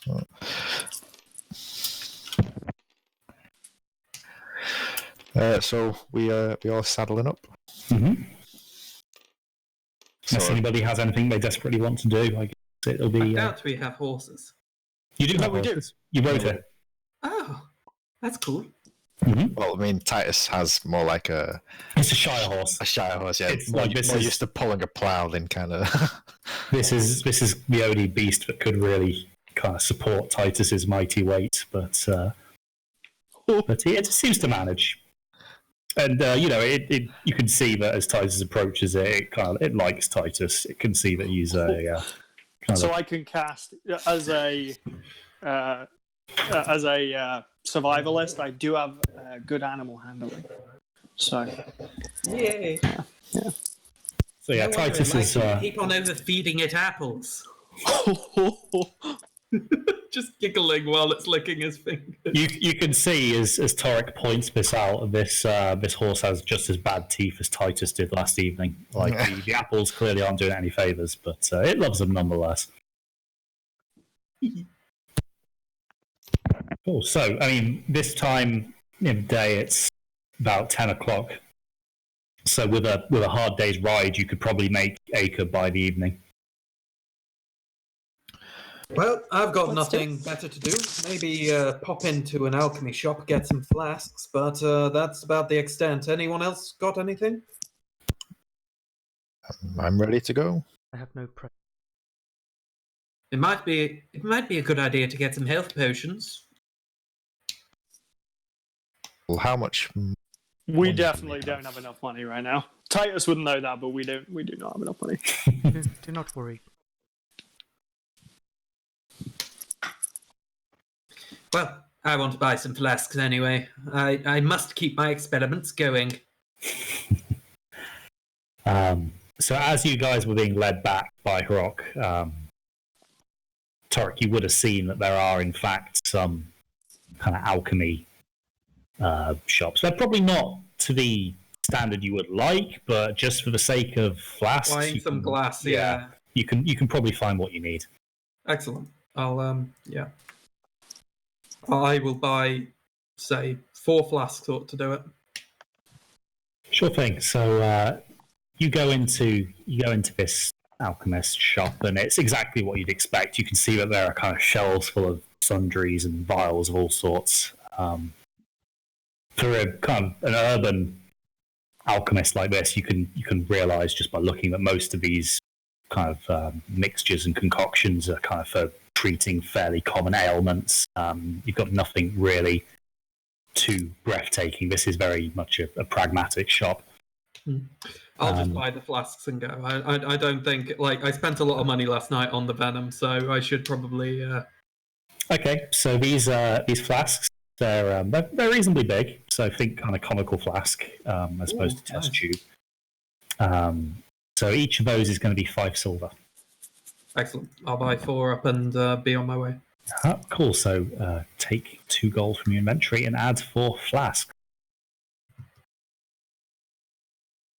So yeah, lovely. So you kind of wait for Torek to go and do his thing. He comes back looking reasonably satisfied. He's found what he was. Thanks for waiting, everyone. They all silently nod, clearly frustrated that they had to wait. Goddamn midget. So you guys gonna that with horses, kind of the crowds part a bit easier. It is bustling. Kind of as you're riding by, you get quite a few beggars kind of like looking up at you and kind of stretching their palms out. But there are dozens of these. Clearly, quite a poor district of the city you're going to. But the gates soon kind of appear before you when you're out onto the roads. So you follow Hrok's directions, and you guys kind of ride quite hard. Your horses are used to this. Slayers usually ask quite a lot from their mounts, knowing full well that to really dally on these roads is to invite catastrophe. And they hold up. Their stamina lasts. But by the time you guys arrive, kind of this village of Acom, the sun is getting quite low in the sky. It won't be too long before it's starting to get into the twilight zone. But as you kind of arrive in, you start to see that the woodland is thinning out and eventually kind of gives way entirely to a few kind of small fields and a couple of pastures. In the middle of all this, you can see that there's a fairly large, kind of almost a mansion, not quite as big as you would expect, but it's well built. It's not a hovel.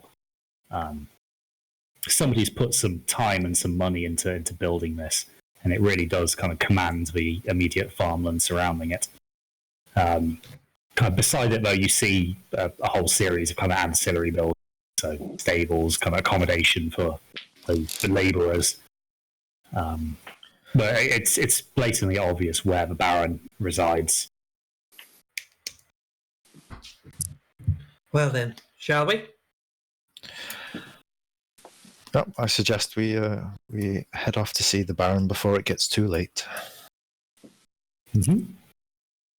So as you guys kind of bring your horses in at a trot to the village square, you can see that there are indeed quite a few farmhands kind of just stopping and gawking. The day's work is done, so they're kind of just milling about, but they kind of look up, see you guys in your armor with your weapons and your horses, kind of standing in awe.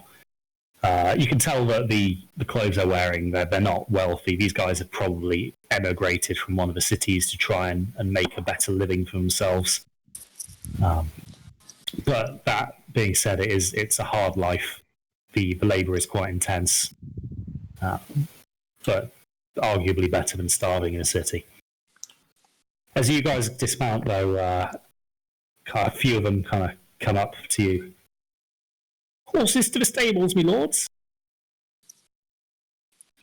Yes, please, if you will. And could you let the Baron know that the initiates from the Order of the Shattered Fang have arrived? Certainly, sir. He kind of gestures to a couple of lads who are standing behind him and kind of hands them the reins.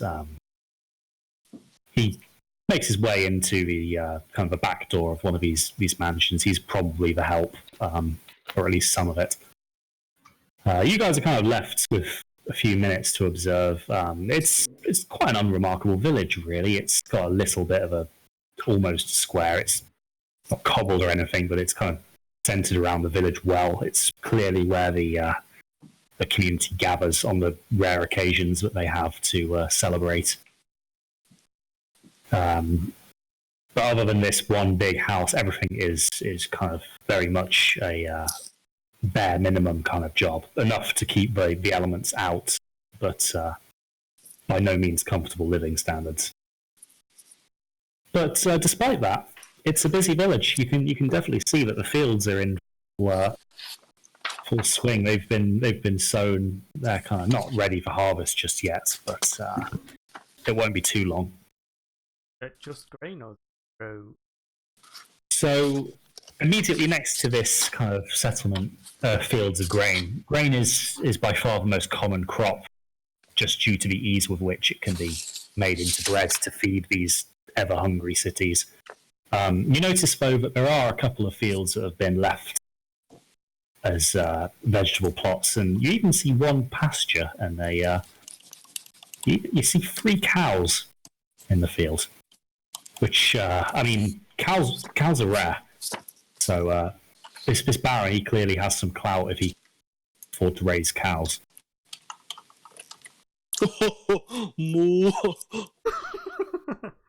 Titus is loving these multicolored horses. That's right, Titus. In fact, you know what? Titus, roll me an animal handling. Okay. I love the thought of This him not may knowing shock what the you. animal is, but being able to tame it, whatever it is. Dude, that's an unnatural 20. As Titus kind of lets out this deep moo, these 3 cows, or more specifically as they draw closer, 2 cows and a bull, kind of make their way over to Titus, and they're kind of like, they're curious at first. They kind of get in a bit closer. It seems that they don't mind the fact that this hulking behemoth of a man is beckoning them over with this kind of childlike grin. Titus, as they draw closer, you can see that the bull has got like the standard nose ring in it. But they're drawing close enough for you to chat and touch. Just like rub one on the nose. So you pat this thing on its nose. It's, for everyone watching, it's quite a hard pat. The bull kind of it snorts a little bit because you've disturbed its airways a bit, but it moves its head a bit closer and starts kind of scritching its head against your forearm. This is the roleplay experience I wanted. This is fucking perfect. Looks like Titus has made a friend. As Titus is doing this, though, you kind of hear quite a timid "me lords," and sure enough, this peasant has returned. The Baron will see you now, me lords. Thank you for informing us. Titus is still kind of clearly just blown away by this experience that he's having, and it's clearly made an impact on him. He doesn't seem to pay attention to this latest news.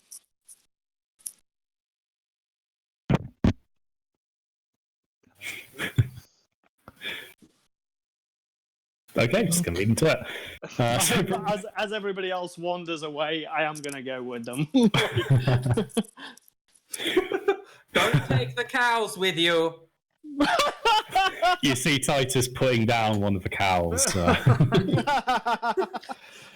I will say his carrying capacity is 1,080. Yeah, I mean that's actually probably enough to lift one of the cows.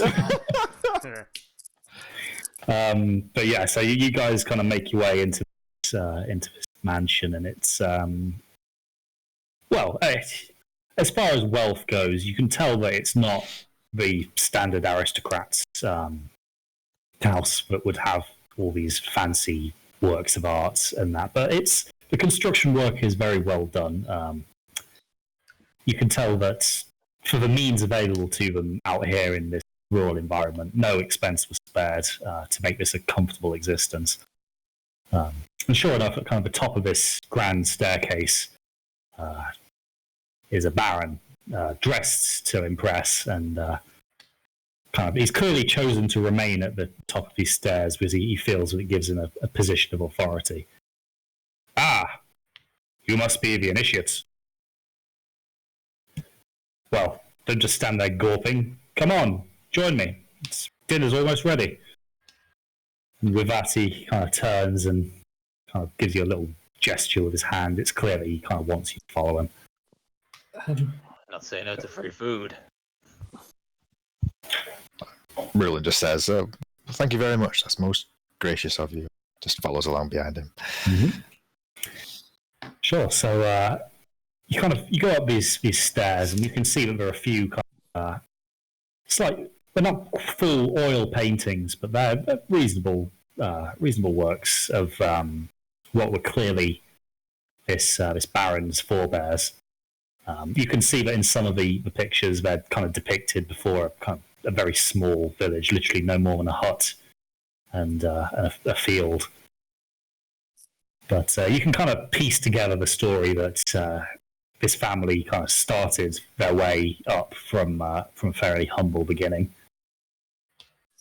But you get to the end of the corridor and follow the baron through this set of double doors, and before you is a fairly large table with kind of a series of places set for an evening meal. The baron has already taken his seat at the head of the table, and he kind of gestures. Oh, please don't worry, we don't stand on as much formality as they do up in Beyford. Have a seat. Thank God. Tarek, clearly weary from the road, kind of climbs his way up onto one of the chairs. You can see his nose is just about table level. I could use a cushion or something. Ah, of course. The baron kind of snaps his fingers. The peasant kind of brings his way in. Fetch me a pillow for this gentleman. Yes, my lord. He kind of goes back out, and before too long is back, and he kind of presents to you this pillow that you can you fold it in such a way that you're at a more comfortable height to eat at. Excellent. That'll be all. He gestures for the rest of you to take your seats. Come, we'll talk over dinner. I expect you must be ravenous after such a hard day's ride. Yeah, Did Torek sit down immediately? Assuming so. Yeah, I kind of just took the nearest seat. If that's the one that's closest to the head of the table, then yeah. Yeah, it is indeed. So, Torek, you're kind of sat at the Duke's left hand at this point. Yandor will take this. Mm-hmm. Abel will sit across from Torek, which makes the rectangle. The baron's right hand. And, Rulin will take up a seat next to Havel. And gestures for Titus to sit next to him. Just sort of blindly follows and like.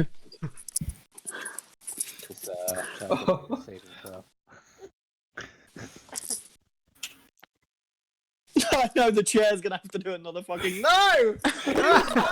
Getting more chairs. Titus, Please. as you place yourself down, your frame is clearly wider than these chairs are intended for, and you're kind of like your ass cheeks kind of spread out the arms to a point where they actually crack.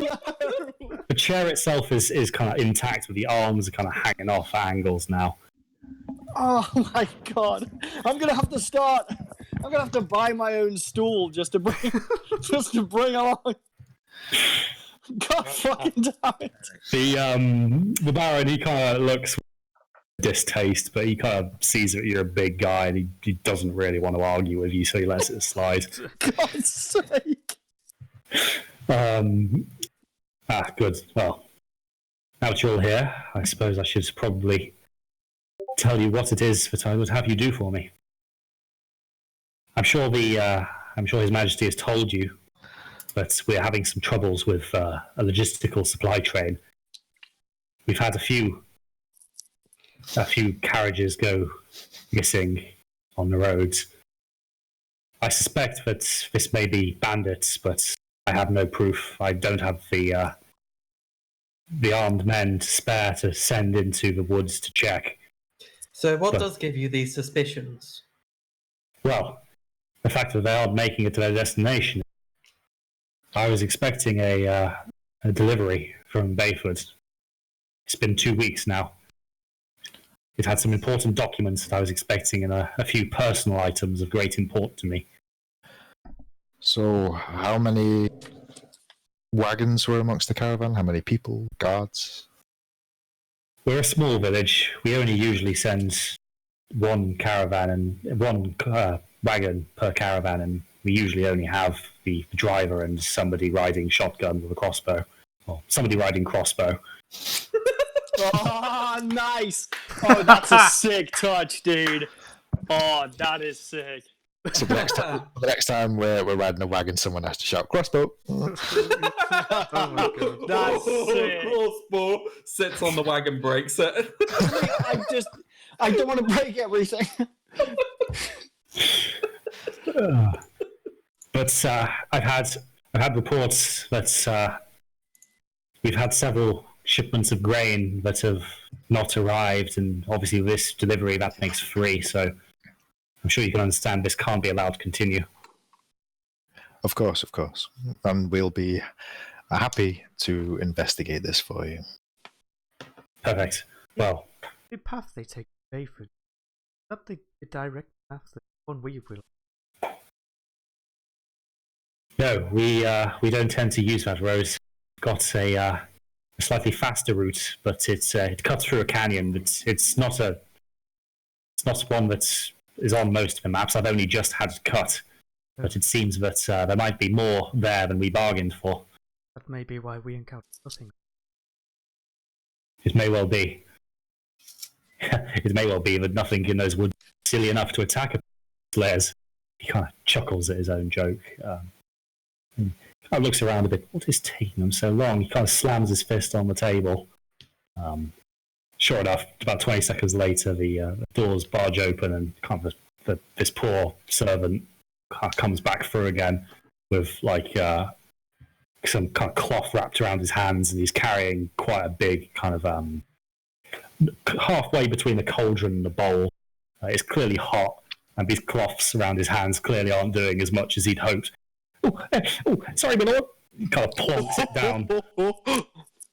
it down on the table, and kind of reveals the lid. And this kind of heavenly scent kind of wafts out.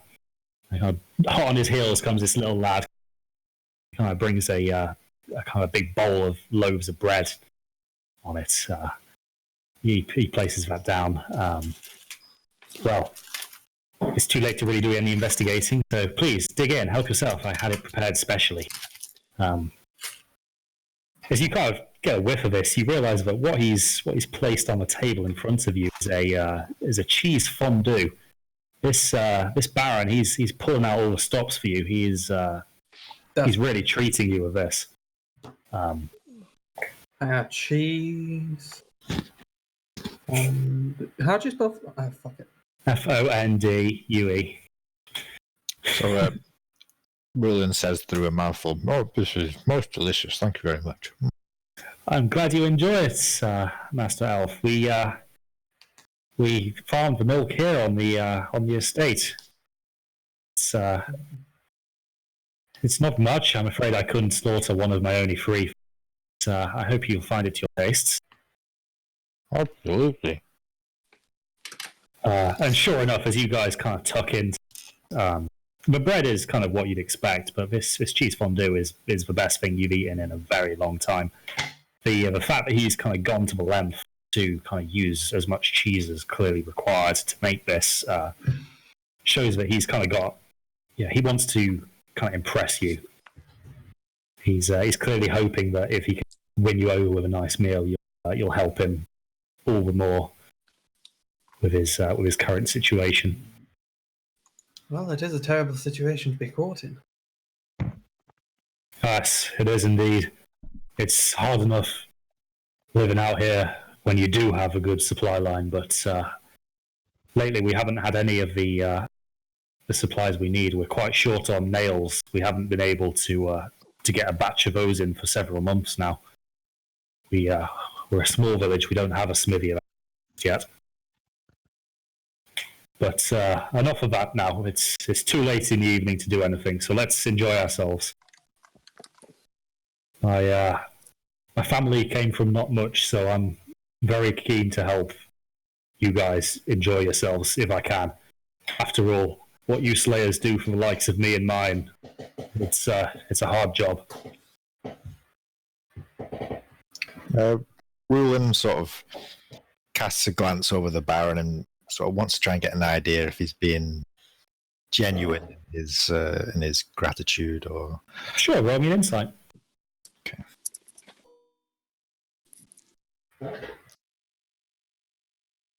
That would be 18. So you kind of give him a once over and listen to him talk, and it seems that he is genuinely kind of respectful of the work you do. The compliments he's giving you kind of seem sincere. Okay. Well, I'll make sure that you are all accommodated so that you can get an early start tomorrow. Sun up's at 6. I'll be up already overseeing the farmhands, but feel free to make yourself at home if I don't see you.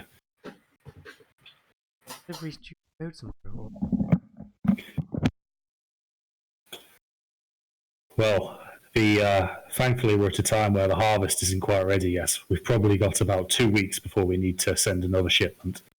I'm hoping that we can resolve that before the time comes. I think Rulin kind of looks at Yendor and thinks maybe he understands what Yendor's trying to say. And he turns to the Baron and says, "Do you have a spare wagon we could possibly borrow?" A spare wagon? I could probably find one for you. But I don't know how much help it'd be. As you alluded earlier, maybe no one silly enough to attack it. May need to surprise us. Yes, if it truly is bandits after us, it is only natural for them to target the wagon. Yes, and they'll be after the supplies, maybe the gold, maybe the legal documents. Tarek is kind of rambling again, but you kind of get the gist of what he's trying to say. Oh well, if that's the case, I'm sure we can put together a little something to draw him out. But yes, I'll have my men ready it for you. You should find it with your horses tomorrow. But you kind of wipes his lips. Well, I think that'll be enough for me. Early start and all. It's not an easy life, this farming. I'll bid you all good night. What's this guy's name? His name is Baron Karl von Weiler.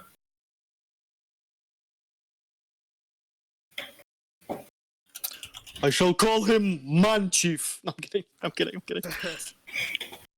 That is a bad guy's name. Just want to point it out. That is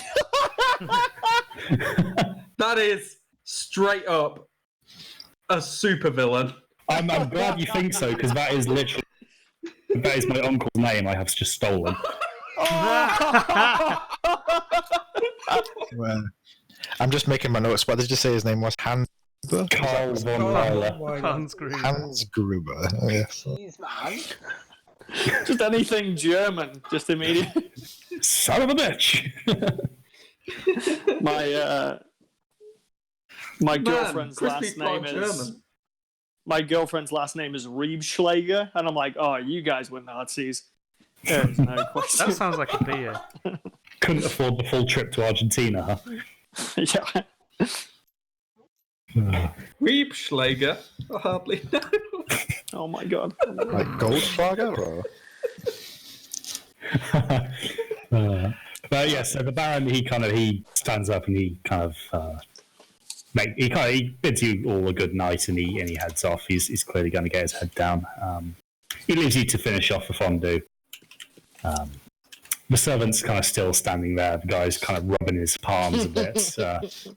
They're clearly still a bit sore. But yeah, this fondue is lovely. It fills you.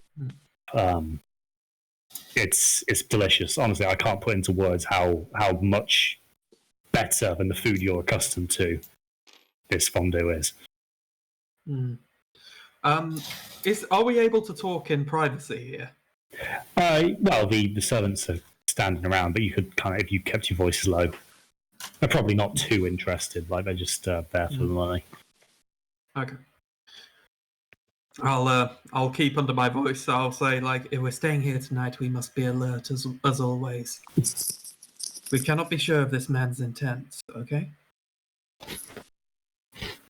No, don't worry. We'll stay right alert, we will. So, It's your mouth full of food. The fondue is so good. Rulin's just letting himself go a bit. He's really loving this fondue. Hey, who can blame him? It's good stuff. Mm-hmm. Yes, well, I just want to say it's entirely a possibility that this could be an act of foul play on his behalf. We can't rule out any possibilities, and it's best to be on our guard. Do we trust that they do genuinely want to forgive the past incident with the sister dying? Do we trust that this is actually mending bridges, or are they just sending us out to be eaten by something or killed by something as a kind of act of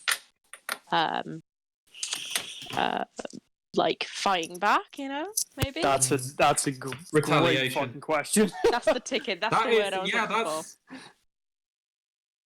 Yeah, that's. I think that my character is naturally suspicious, but this situation, it's ringing some bad bells for him. I think in kind of the opposite way, Rulin's kind of always the type that sees the good in people and sort of reminds everyone that we've spent the last year training with the Order. We've got to know Hrok very well, and we trust his, his opinion and his view of the world. And if he trusts King Gustav, then it should be good enough for the rest of us, and it's certainly good enough for Rule.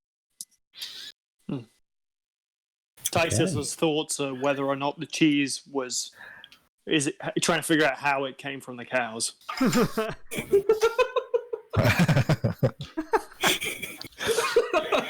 my downtime, I want to learn cheese making. Titus, roll me an animal handling check, please. Okay.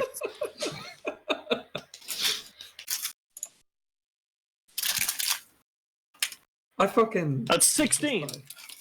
16. You figure out. You kind of remember seeing the on the cow, and it clicks a little bit. You decide you're going to try it on your tomorrow. Cheese comes from the udders. Yeah. Okay. That's the conclusion you draw from this. Great. Got it. Okay. Cheese fondue from the udders. Mm-hmm. Sure. So as you guys dig in the bottom of this cauldron, the fondue is no more, to the disappointment of the servants who are clearly hoping to get a bit of the leftovers. Oh. But Poor servants. But it's life can be cruel. Yes. The servants who you kind of have been dealing with gestures for you guys to kind of follow him, and he leads you to a kind of a series of rooms. There are kind of 2 beds in each, and he kind of makes it known that the bedrooms are at your disposal. Just make yourself comfortable. Okay. Yeah, so the evening is pretty much, you've been left to your own devices. The Baron has said that you've pretty much got the full run of his village and any facilities he has available. Although it's only a small village, so those facilities are obviously quite limited. But it's getting on for about 9 o'clock now, and if you guys want to be out at sunrise, it probably won't be too long before you want to think about going to sleep. Yeah, I was going to say Titus is still sort of, that grogginess after a bad hangover. He's going to get an early night. I think Rulin takes the opportunity to go outside and do some stretches. It was a long day's ride, and he's just limbering up a little bit. And Titus, as you plop yourself down on the bed, give out. The whole mattress kind of falls to the floor. Oh my god! In such a way that it's level, so you can sleep on that, but you're a bit lower than you're expecting. Please. Okay, I have my Smith's tools with me. I'm gonna try to fix the bed. I'm gonna walk in after hearing the crash and just be like, Titus, I do know the mending cantrip, You can see Titus is desperately trying to hammer these wooden legs back onto the bed. No, Titus. Hammer doesn't work very good on wood. Yeah, I mean, in fact, you know what, Titus, roll me a Constitution saving throw, Titus. Oh, no. Why is this happening? Okay, that's 17. Okay, so you've got a minor splinter, but nothing in danger of bleeding too much. Okay, he probably wouldn't know. Yeah. He wouldn't even notice, really. It's only a tiny little thing. He's a big, quite thick-skinned. I'm gonna go about the bed, casting mending. As long as there isn't any breaks that are larger than a foot long. No, the breaks aren't that long. So Titus, you watch as Torek kind of administers this kind of magical mending to your bed, and sure enough, it's good as new. I'm gonna wait until Torek leaves, and then I'm gonna get out my sleeping bag and sleep on the floor. Sure thing. You were gonna jump on the bed. Just do it again. Forgot straight away. Just forget and do it again.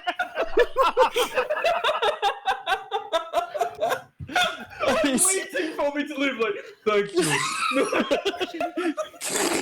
Titus, as you lay yourself on the wood floorboards and plonk yourself down, the floorboards give way. I'm just joking, you're fine. Your sleeping bag stands. The floor is there. Oh, all I do is break stuff. Oh. So yes, Torek eventually gets the bed fixed just for you to ignore it. But it's fine. The sleeping bag is as comfortable as you need it to be. But, anybody not going to be going straight to sleep, basically, then?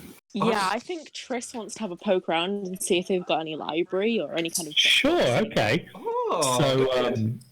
So you can kind of see that there is what appears to be a private study.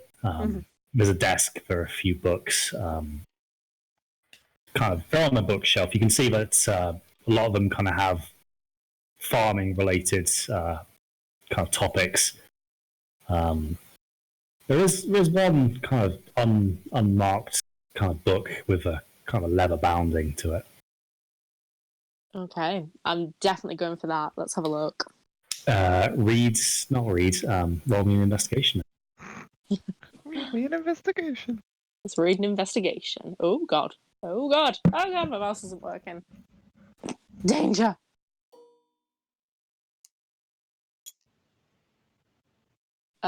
So +6. 25. 25. So you can see that this is a ritual book. You can see that there's some very powerful magic in this, of the druidic sort. It seems that maybe the Baron's kind of fertile farmland isn't his by natural means. Ooh. Interesting. Cool. Thanks. Probably after she's had a good snoop and a good read of the book, she's probably going to head to bed. Mm-hmm. Sure. So you plunk yourself down in bed. No roll required.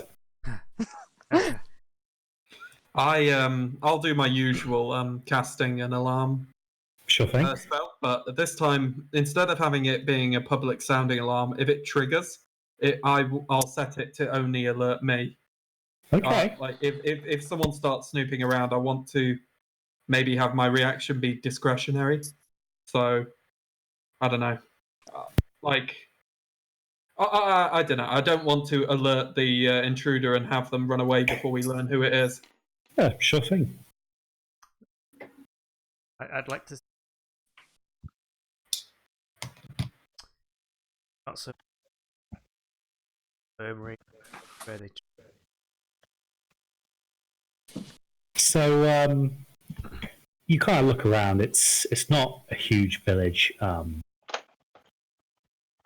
They don't really have a dedicated infirmary, but kind of on asking around, you find one of the villagers who's kind of leads you into this hut, and you can see there's a guy kind of lying on a bed. He's clearly in a lot of pain. He's kind of just moaning there. The peasant is clearly quite concerned. He was rolling out hay bales, and he got his leg caught. I mean, it didn't look so bad, but he's not got better. He's barely been conscious for the last few days. We were quite worried for him. Sounds awfully severe. You say just rolling hay? Oh, they're quite heavy, mister. Quite big bales they are. Mind if I take a look? Please, sir, if you can help us, we'd be grateful. So, roll me a medicine check, please, Rich, just to diagnose.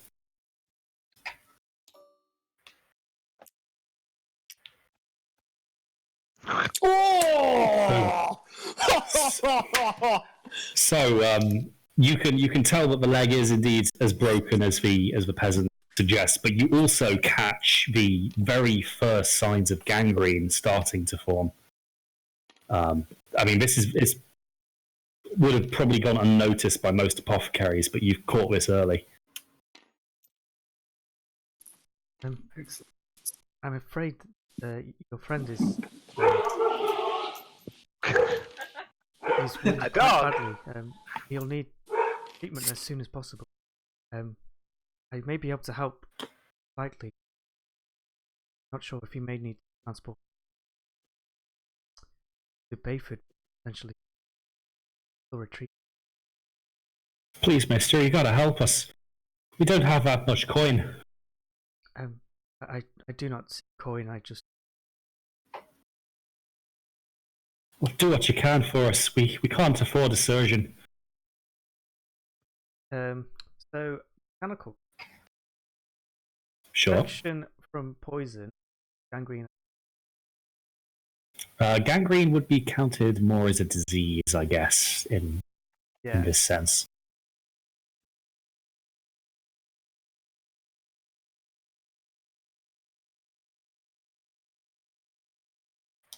I can detect it.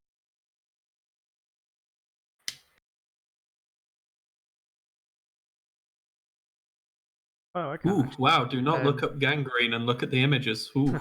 Oh, God. I will try my best to... Before I consider relocate. First aid is best aid. I lightly rest... I actually place my hands all the way around the leg where I gangrene that, and I cast lesser restoration to try and remove the. Okay, so you can see that your actions are are clearly having quite a pronounced effect on this gangrene. Not only that, but the kind of a bone is starting to take a more natural shape now. You can kind of almost feel it knitting itself back together under the kind of the administrations that you're providing. The peasant kind of stood next to you, is kind of looking on with a shocked awe. Cool, mister, how are you doing that? The kind of magic I use help heal.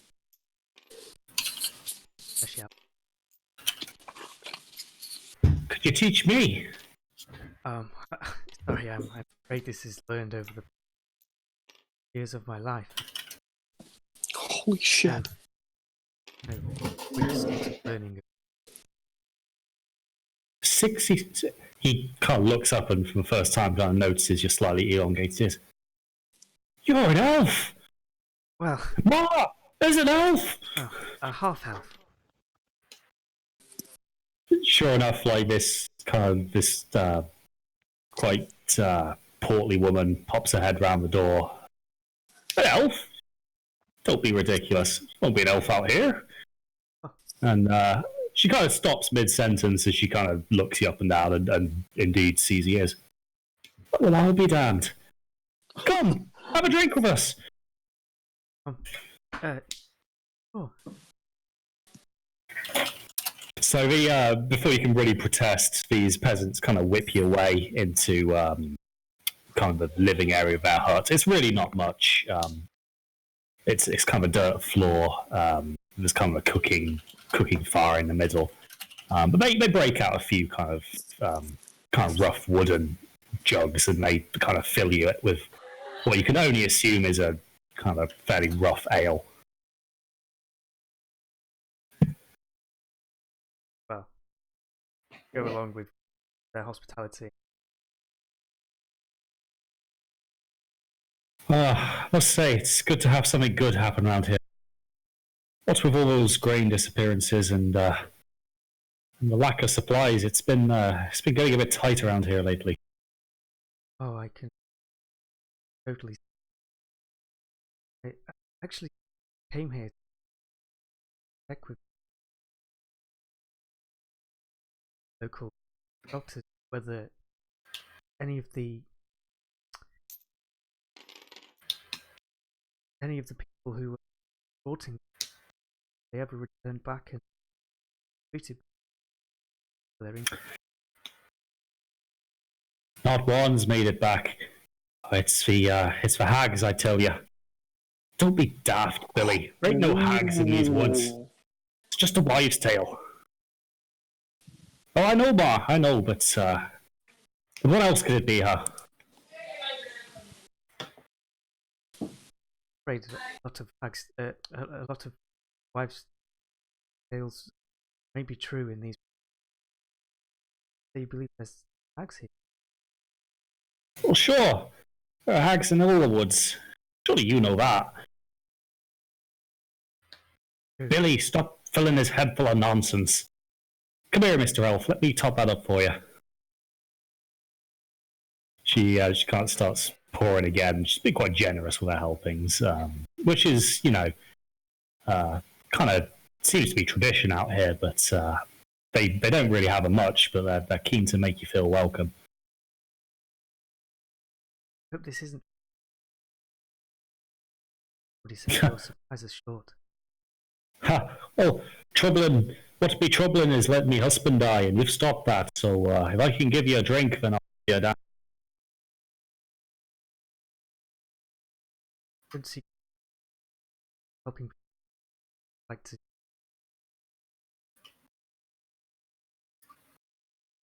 I like to see people leave my house with a kind of rosy cheeks and a smile on their face. So you're doing me a favor.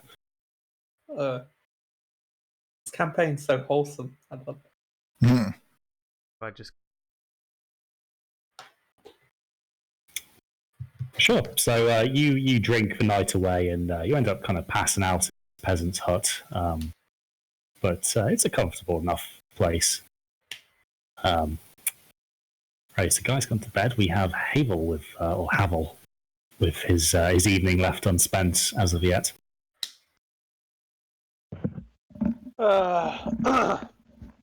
Being from a farm in his youth, Havel decides to have a wander around.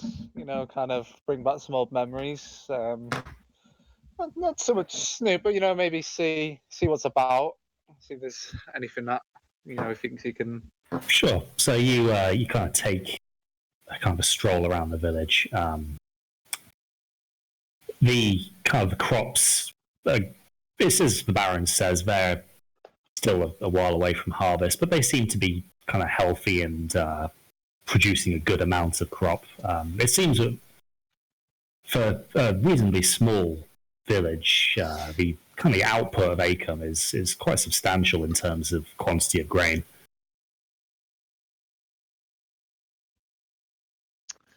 And from there, he's wandering around, see if he can find anywhere to perhaps get a drink, a tavern or a bar. It's kind of not a big enough town to have a dedicated tavern. Most people would kind of come together. Usually it's kind of the one day a week they have off to kind of have a communal kind of drinking session, but this clearly isn't that day. Foiled again. I know, right?